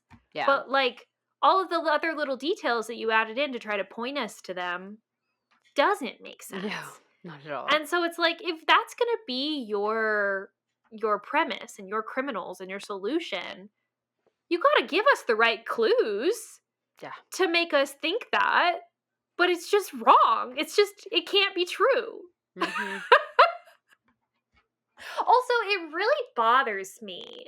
It really bothers me that at the end, the final thing that we have to do is we have to like get Frank over to one side first before, Mike makes it to the other side. But like the ending of the game is like he feels bad and he wants to turn himself in and ends up turning himself in. So would he not have done that? Would he not have done that if Frank didn't beat him to the exit? I guess not. Maybe he only turns himself in because he can't get away. That doesn't seem like a good ending. But also doesn't make any sense because No. like, I'm sorry, Big Island Mike is a big guy. If he wanted to, he could smack Frank out of there. Push him in the volcano. into the next century. Like it would not have been a big deal. And so, like, if he really wanted to get away with it, he could have just shoved Frank back onto the platform or whatever, and then he and Pua could have escaped. Yeah. So it doesn't make any sense. Oh my gosh. So that irritates me. Because I just need, this is the thing about my video games, is like, I will do a lot within the like logic of the video game. But as soon as the logic doesn't make sense anymore, like you've broken your own logic, Yeah. I'm done. I'm Yeah. out. I'm out. Yeah. You made me do this puzzle for no reason. That's the thing. Yeah. And that's what irritates me so badly about it. I'll do a puzzle, but there's got to be a reason for it. I'll do a lot of puzzles. Yeah. There's got to be a reason for it. And even if it's goofy, like, sure, you tell me that this Sudoku puzzle will open up a secret passage. Sure, fine. I'll do a Sudoku puzzle. Great. I understand logic of the video game. Sure. But then you tell me at the end of this game that I have to get someone to one side before the other person, but there's no threat, like, actually. No. What? Then why am I doing it?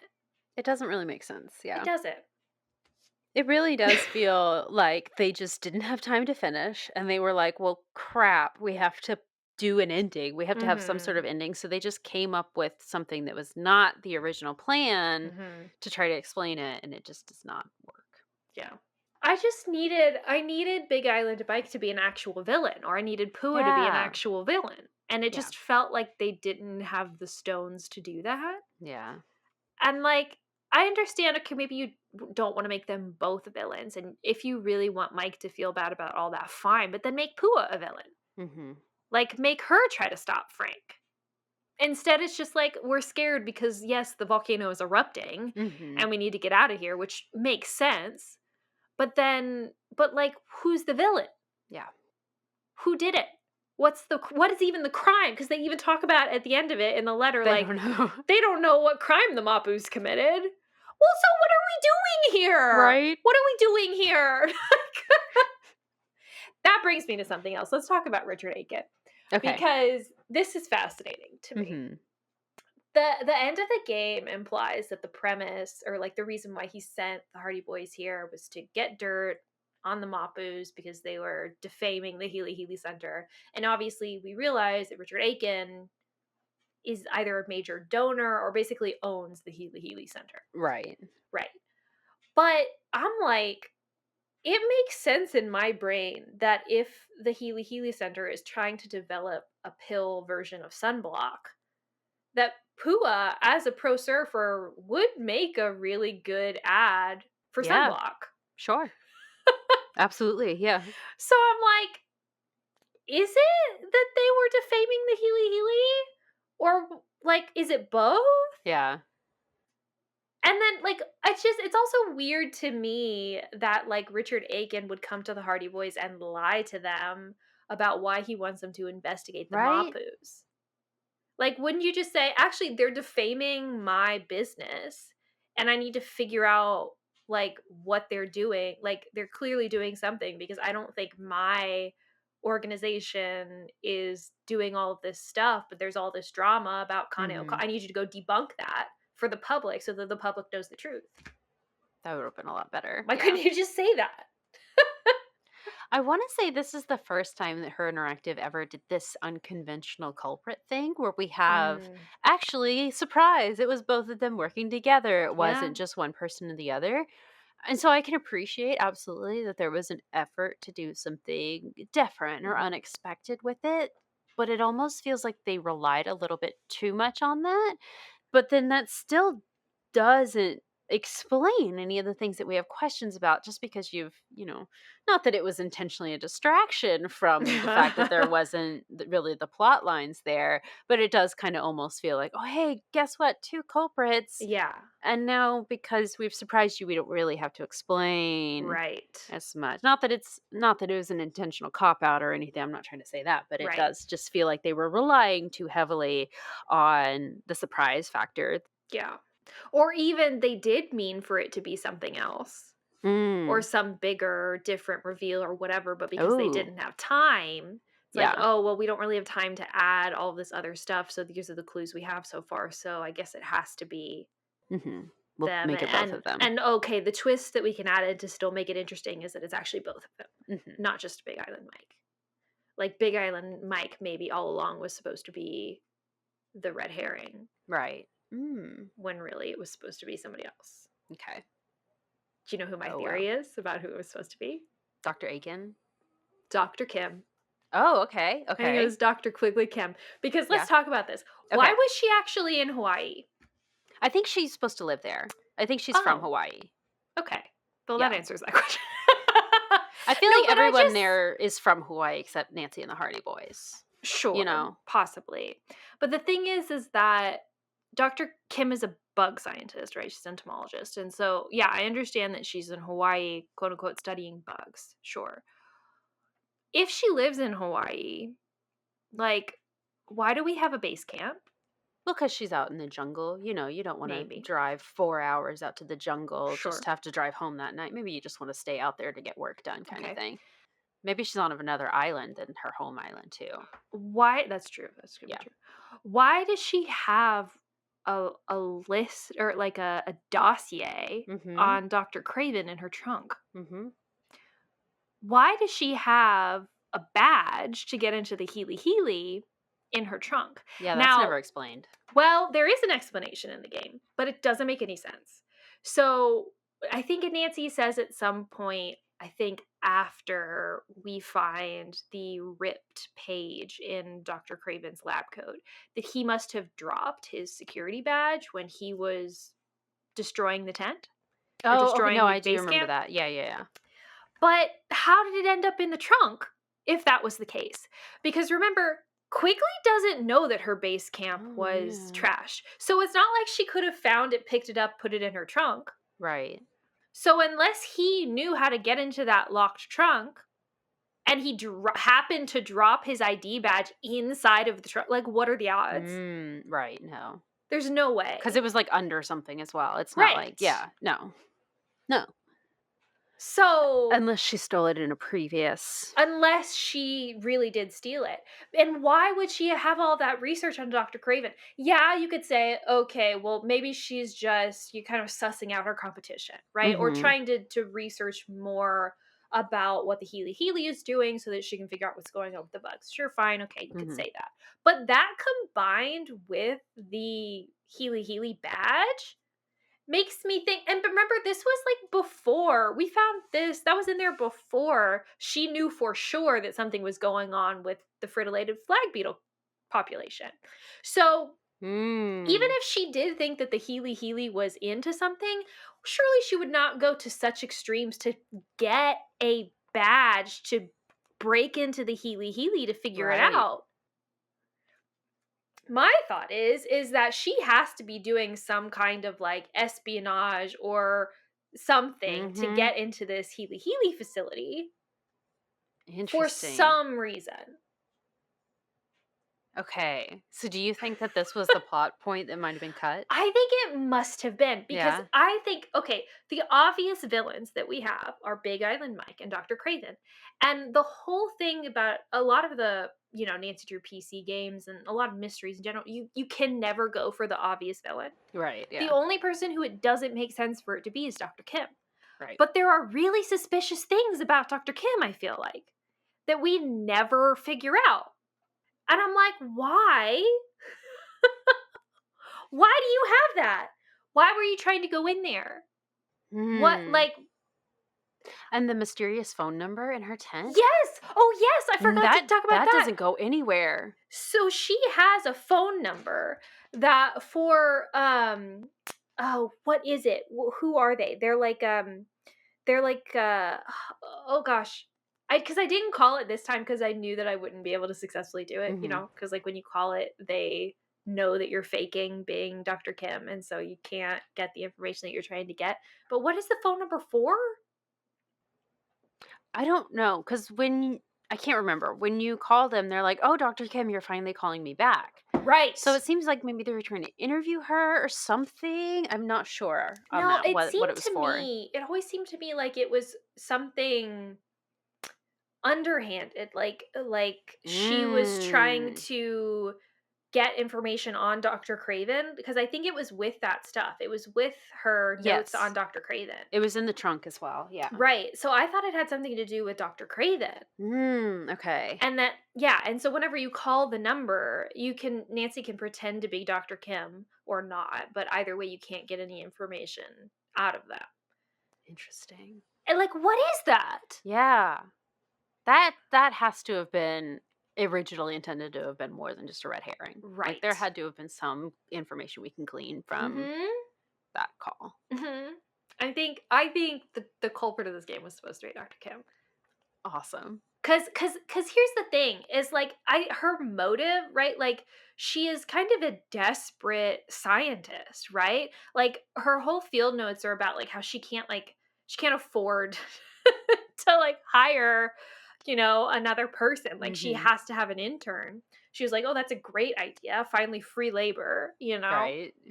And so she's doing all this stuff. And then also, like, I don't know. I just feel like she's never really explaining things to Nancy. She's always kind of trying to keep her down. Like, she's always kind of criticizing her, like the first thing with the clipboard, but then also later, I think there's another moment where she's like, you need to do better, Nancy, kind of a thing. And it's like, it's just a weird vibe. I get such a weird vibe from her character.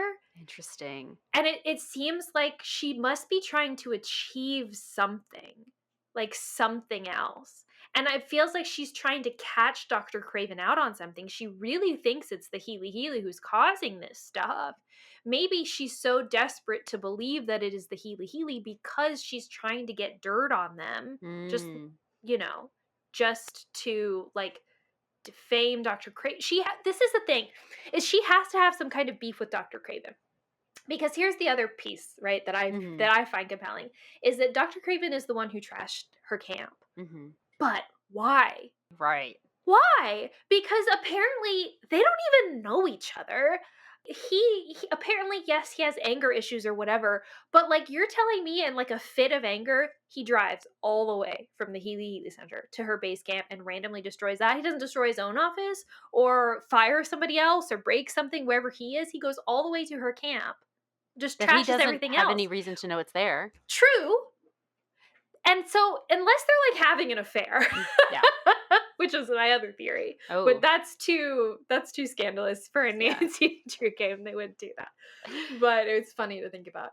But like, why is he trashing her base camp unless he finds out somehow that she's snuck into the Healy Center and done something or stolen something?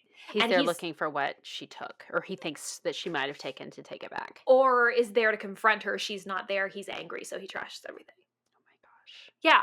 I buy this completely. And with all the GPS stuff that we have to do with the coordinates and everything, there is no way this man would have just happened upon this camp. He had to be looking for it specifically to go out into the middle of the jungle. Know where it is. Right. Which, how would you, he claims to never even have met Dr. Kim.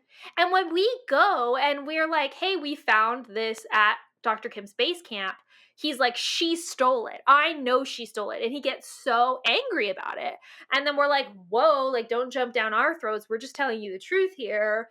And then later he's like, I apologize. I was just angry. Of course, I have no reason to suspect the good doctor of stealing this.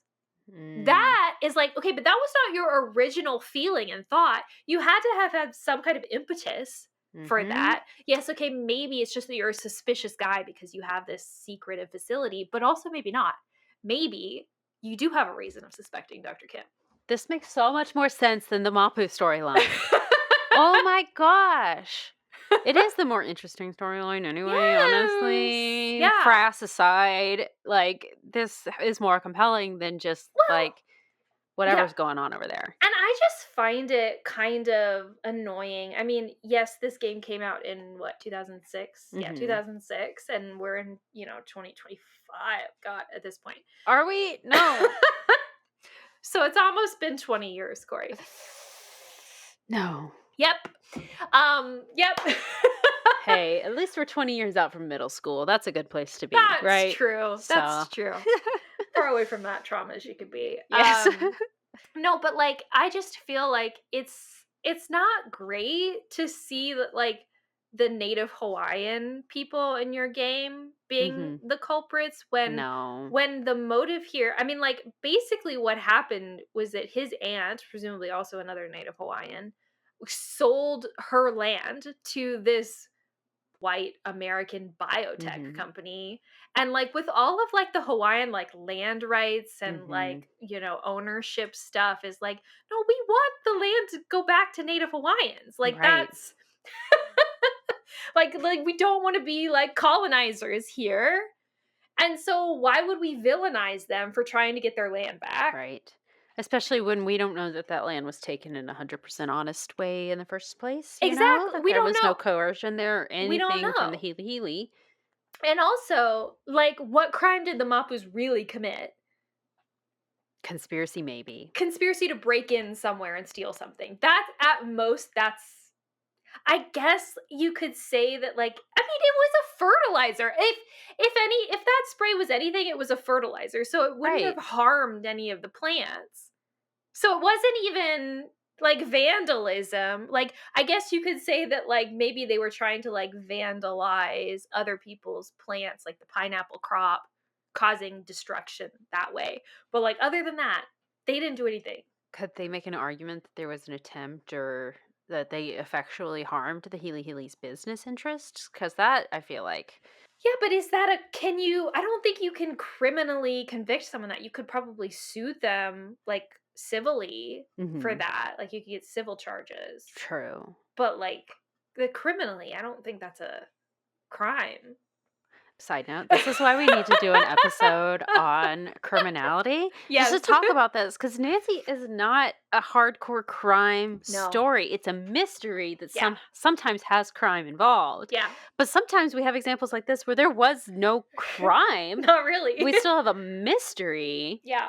But like, what would the trial look like here? Like you're saying, what would you Seriously. actually charge them with? I think they'd get off scot-free. Oh, But absolutely. yeah. Absolutely they would. Johnny Kudo would get jail time. Or I would hope so, especially Yeah. for the assault. Like, exactly. Yeah. But the Mapus, I mean but so it's just like why are we making this story the Mapus are like getting in trouble Mhm. for trying to get their land back when we have like all of this weird stuff going on between these two scientists? Like, yeah, that's way more interesting. And yeah, Okay, yeah. I agree with you. The real culprit is Dr. Kim. That's got to be it. It makes so much more sense. Yeah. I like it. Yeah. I feel like we definitely need to read Mystery on Maui, which was the book that Mhm. supposedly inspired this game. We need to read that at some point because maybe we'll get a little bit more detail. I Yeah. have no idea how similar the two are, but maybe we'll get a little bit more insight into what could have Let's been, let's see. Hold on. Nancy, Bess, and George are on Maui to check out a major international surfing competition. Okay, sort of with Pua. But there's trouble in paradise. Big money is at stake at the contest, and someone's playing a dirty game. Okay, never mind. One of Nancy's surfer friends has received a death threat and could end up taking a permanent dive, so Nancy investigates. Okay, never mind. So it doesn't sound that similar. Oh well. What I do like, I do think that Her Interactive may have been trying to give somewhat of like an environmental message in this game. I can appreciate that. Absolutely. Yeah. And I appreciate that a lot. They were definitely talking about a lot of themes about like not harming like native wildlife and flora, all of that stuff, and kind of using local like gods and, Mhm. entities, I guess, to kind of demonstrate how different cultures may take that kind of cause more seriously, and Right. how that's not necessarily a bad thing, but also maybe is a bad thing. Yeah. Maybe it can be taken too far. But yeah. It definitely does feel good in the same vein as like Scarlet Hand with the effort to Mhm. get the historical accuracies there. Yeah. I almost forget that this is like technically a STEM game. Yeah. Yeah. Interesting. One thing that we didn't even talk about yet, especially considering that this is like our Hardy Boys section, Oh. Frank and Joe in this. Oh my god. They are the real creatures of Kapu Cave. Let's be Seriously, honest. they did them so dirty in this game. Y'all, they So look dirty so in this game. bad. So bad. I do have to say, I think the animation as a whole in this era is not great.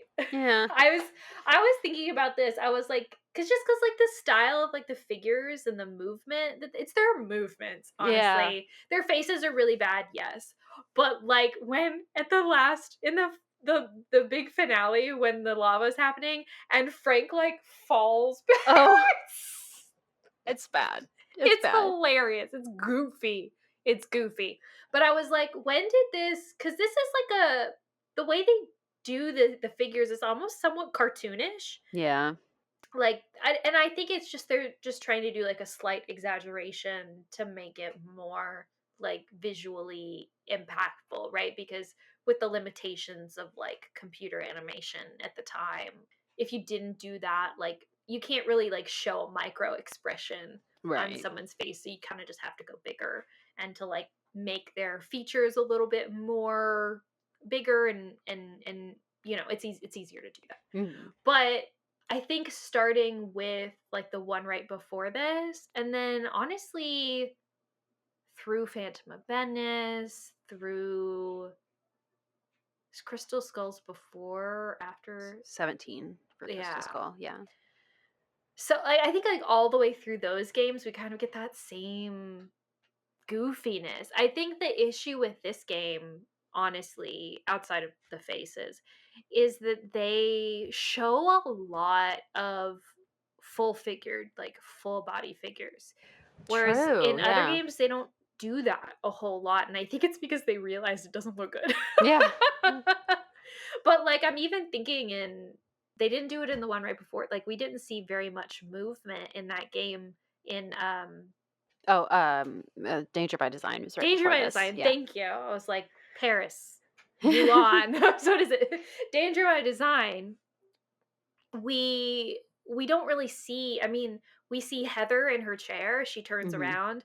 The biggest thing that we see with figures moving is the fight at the end. Yeah, and that's just an end game anyway. So yeah. Right, and even then, you really only see the characters waist up. So, like, Yeah. we don't really see that. We even when we see Dieter, he's standing in his photography office or whatever. We only see waist up because he's behind the table. JJ Mhm. waist up behind the table. Mhm. And even in the ones later, Crystal Skull, I'm thinking like we only see characters waist up. Henry we see sitting in his chair, but he's Yeah, sitting. that's We different. see what's this guy? Dr. Buford. whatever, sitting. Mhm. When we get interaction with him later at that, at the Mardi Gras Club crew meeting or whatever, Mhm. waist up. Yeah. So, and I think the issue with this is that the very first time we see Frank and Joe, we see them walking on the beach toward us. It looks goofy. Yeah. It looks goofy. Maybe that explains part of the problem, though, that they spent so much time and energy doing those animations that they ran out of time for like plot at the end. Yeah. Oh, that's a shame. Mm-hmm. Yeah. Yeah. Yeah, I prefer any other depiction of Frank and Joe than the ones that we have in this, just visually. I mean, yeah. Absolutely. Well, the thing is it's so rough because literally just a couple of games ago, we have Last Train to Blue Moon Canyon. It's so good. Where it's so good. They look great. They look excellent. So cute. And also sitting. Yeah. Sitting. Her Interactive can't do a walking character. They do walk into the taffy shop there's like a cutscene. So and we that get like looks a very weird small, too. Yeah. I don't even need it. I don't need to see them walking around. No. Just let me talk to them. Yeah. But also, their faces. I don't know what they did. What it was. Whatever they did with his art style. It's not cute. Joe's scary. Joe is the scariest. And this was like their fall game as well for that year, which is usually their spookier one. Usually we have like a more dangerous one in spring, more spooky in fall. Joe is the spooky. Yeah. Joe is the spookiest part of this. Yeah. Oh my god, it's so true. His face. Why? Why? Oh my gosh. Oh, that's Yeah. so mean. I Yeah. do think to talk kind of more about the Hardy Boys in this game more broadly, we talked a little bit about this at the beginning, but I just think it's so interesting Mm-hmm. that this mystery is really basically their mystery. Mm-hmm. Honestly, you could spend the bulk of the time as them. I do usually. Yeah, and so it's just interesting to see that Nancy Drew PC Games, Her Mm-hmm. Interactive, maker of Nancy Drew computer games, Mm-hmm. made a game that's really more of the Hardy Boys. Yeah. And they have all the fun parts too. Yes! Like I said, the Healy breaking in, that's a That's good fun. puzzle, but Yeah. that's the best thing that you get to do as Nancy. Mm-hmm. Yeah. And I think it just speaks to the fact of like how much of a fan favorite the Hardy Boys are Of at this point. course. Because Yes. that's got to be the reason. Yeah. Like, you know, of course we get them in previous games, and we even get some slight flirtation and the Ned Mhm. drama with them. We heighten that up in this one with hanging Mhm. up on Ned and him being peeved about the Hardy Boys being Yeah. there when he can't be there. And you know, it's gotta be because they knew what they were doing. Yeah. Oh, they knew like Last Train was so successful. They were like, "Whew, 2 games later, we got to bring him back already because that's what Mhm. people want. They want to see the Hardy Boys there to help Nancy." It's just wild to me that like we have like this series that is like, yeah, Nancy Drew of course has done really well on her own. Like Mhm. she didn't need the Hardy Boys to be successful. I'm not trying to Right. say that. Of course, she's done very well with her, you know, hundreds and hundreds of books now and content and movies and all of that. But the thing that people love the most is when she's with the Hardy Boys. Yeah. And I think that's why we're doing this section at all. I'm not going to complain. Yeah, it's just fascinating. It And is. it's fascinating and it's like why are these characters, why do they work so well together? Mhm. Just enhances the story. Not that they're replacing Nancy. In my mind, it enhances things when they show up. Well, there's something, I don't know. There's something about like the way that they see each other, the way that they interact with each Mhm. other because they're both teen sleuths, right? They're both mystery solvers. And so there's like a level of respect usually, discounting the 70s show maybe. Um Mhm. or you know like tension and flirtation, I mean all of that kind of rolls into one, right? And I don't know what Yeah. it is, but I really hope to have an answer by the time we're finished with this section. But yeah, I think all of that, whatever that interaction is why they made this game. Oh, yeah. No, it's Yeah. definitely the dynamic there. It's not just that the Hardy Mhm. Boys happen to be great characters. It's the dynamic that they have with Nancy, how they all can trust each other, how they can Mhm. rely on each other. But Yeah. but we're not concerned that the Hardy Boys are going to like take over in the sense Mhm. that they're going to be like, "Oh, Nancy, you can't do that yourself. Oh, Nancy, it's not safe Right. for you to go alone. Oh, Nancy, we need to do that for you." No, it's like, "Okay, I'm going to do this half and you do that half and then we'll meet in the middle." Mhm. It just Mhm. like they just work. They fit. The flow goes very well. Well, but like even sometimes when it's not like that, like I'm thinking about the 70s show, it's Mhm. so cool to see them together on screen Yeah, it or is. just together. And I want to know what that is. Because obviously the 70s show is where it started. Mhm. And I think they do have some begrudging respect for each other in the 70s show after a while, not Right. initially, but after a while. But yeah, it's not, I don't know. It's more than that. I think Mhm. there's something more going on. Like it's certainly all of that, but there's more, you Mhm. know? Yeah. And I don't know what it is. But anyway, we'll figure it out, I'm sure. I'm We'll sure come I'll up with an figure it answer. Yeah. out. But yeah, I think that's all I have to say about Kapu Cave. Flashlight score? Oh no. Oh, okay. This is hard because it's a Nancy Drew PC game, so I feel like that entitles it to some level of just stars already, you Of know. course. But also it's probably very close to being one of my least favorite games. Really? Like I think the only game I like less than this is Haunted Carousel, Yeah. and that one's my least favorite. Yeah. So 2.75. 2.75. is where I put it. Because I don't think it deserves a 3. I Yeah. don't think it deserves a 3. No, that definitely feels like a very fair score for sure. Yeah. I genuinely believe they made this just for me. So, no, I'm kidding. But it does, where they started, it feels like it would have hit so many marks for me that I almost feel like I need to give it a higher score just because I genuinely enjoy it so Yeah. much.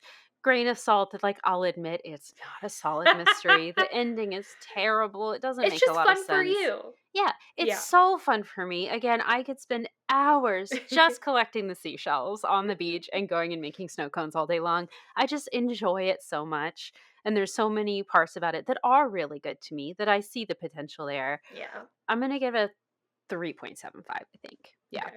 See, now I'm wondering if the reason why I dislike this game so much is just because I'm not a beach girly. Maybe, yeah. And honestly, Ransom of the Seven Ships is my least favorite game. I hate it Oh. so much because there's only one Right. culprit. It makes no sense at all. It still makes me so mad. Oh, who could it be? The one guy that it could Yeah. possibly have been. Shocking. It was him. But yeah, no, that makes me so mad. But I've still replayed that game so many times just Because for the of the vibes. beach. Just Because for of the the beach. Yeah. Something about it is so pretty to me. I love the Yeah. beach. Yeah. Yeah, I'm not a beach person. I Yeah. actually like Ransom of the Seven Ships more than I like this. Really? Kapu Cave. Yeah. Oh, 100%. Because I feel like even though, yes, the culprit is obvious, it's still like how and why and what is going on. Fair. Because I feel like Ransom of the Seven Ships outside of like, the blackface stuff going on. Yeah. Spoiler. Is it's upfront about what it is. Not Yeah. the blackface stuff, but I'm saying yeah. like the kind of mystery that Mhm. is. It's very much like you're alone on an island. What's happening? What's Yeah. going on? How can this stuff be happening? It doesn't make any sense. I don't like being worried about Bess, and I couldn't care Yeah. less about the El Toro stuff. Like, it just doesn't, it's not as compelling to me. At least with this, I'm like, okay, yeah, I actually do want to know, like, what could be going on with the pineapples. Like, it's kind of interesting to think about. Oh. See, when I compare pirates to science, I'm team pirate all the way. On paper, I would be. I don't know. Just something about this is more compelling to me. I don't know. But Probably yeah. the Hardy Boys. It's probably the Hardy It's Boys. probably the Hardy Boys, yeah. Even though we get Bess in the other one and George. Yeah, anyway. Yeah. Anyway, we're not here Well, to talk about Seven Ships. No, we're here to talk about the Hardy Boys. Yes. And next up, we have another Nancy Drew Hardy Boys crossover to cover. I'm so excited about this one because I have read this one and Kori hasn't read this one. I've never read any of the graphic novels. Oh my God. I've never read any graphic novel ever. So. What? Nothing. You've never read like a comic book, Kori? Never. Okay, BRB. I know what I'm getting you for your birthday this year. Oh, yay. But anyway, yeah, next up we are covering an Nancy Drew and Hardy Boys comic book. It is The Big Lie. Yay. I love this so much. I love it so much. It's very different, tonally very different, and in the Nancy Drew universe. But if you are at all a Nancy Drew or Hardy Boys fan, I think it is required reading. Oh, that's exciting. Okay. So yeah, it's fascinating, and psychologically fascinating. So I'm really excited to talk about it. Okay. And it's also very beautiful and cool, and I love the art style of it. And so it's a great comic. If you're into comics at all, you should definitely read it. But if you're into Nancy Drew or Hardy Boys, you should also read it. So yeah. Oh, okay. Well, that'll be fun. So yeah, join us next time for that, regular Drews. Yep. See you then.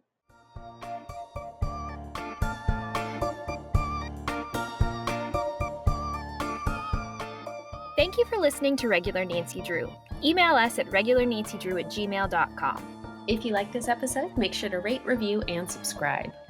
You can also follow us on Instagram at Regular Nancy Drew and Twitter at RegularND. You can also support us on Patreon. Patrons at the $3 level vote on upcoming episode topics and get exclusive access to our Scoop Sesh series. And all patrons receive early access to each episode as well as weekly bonus content. And to all you regular Drews out there, thanks for listening.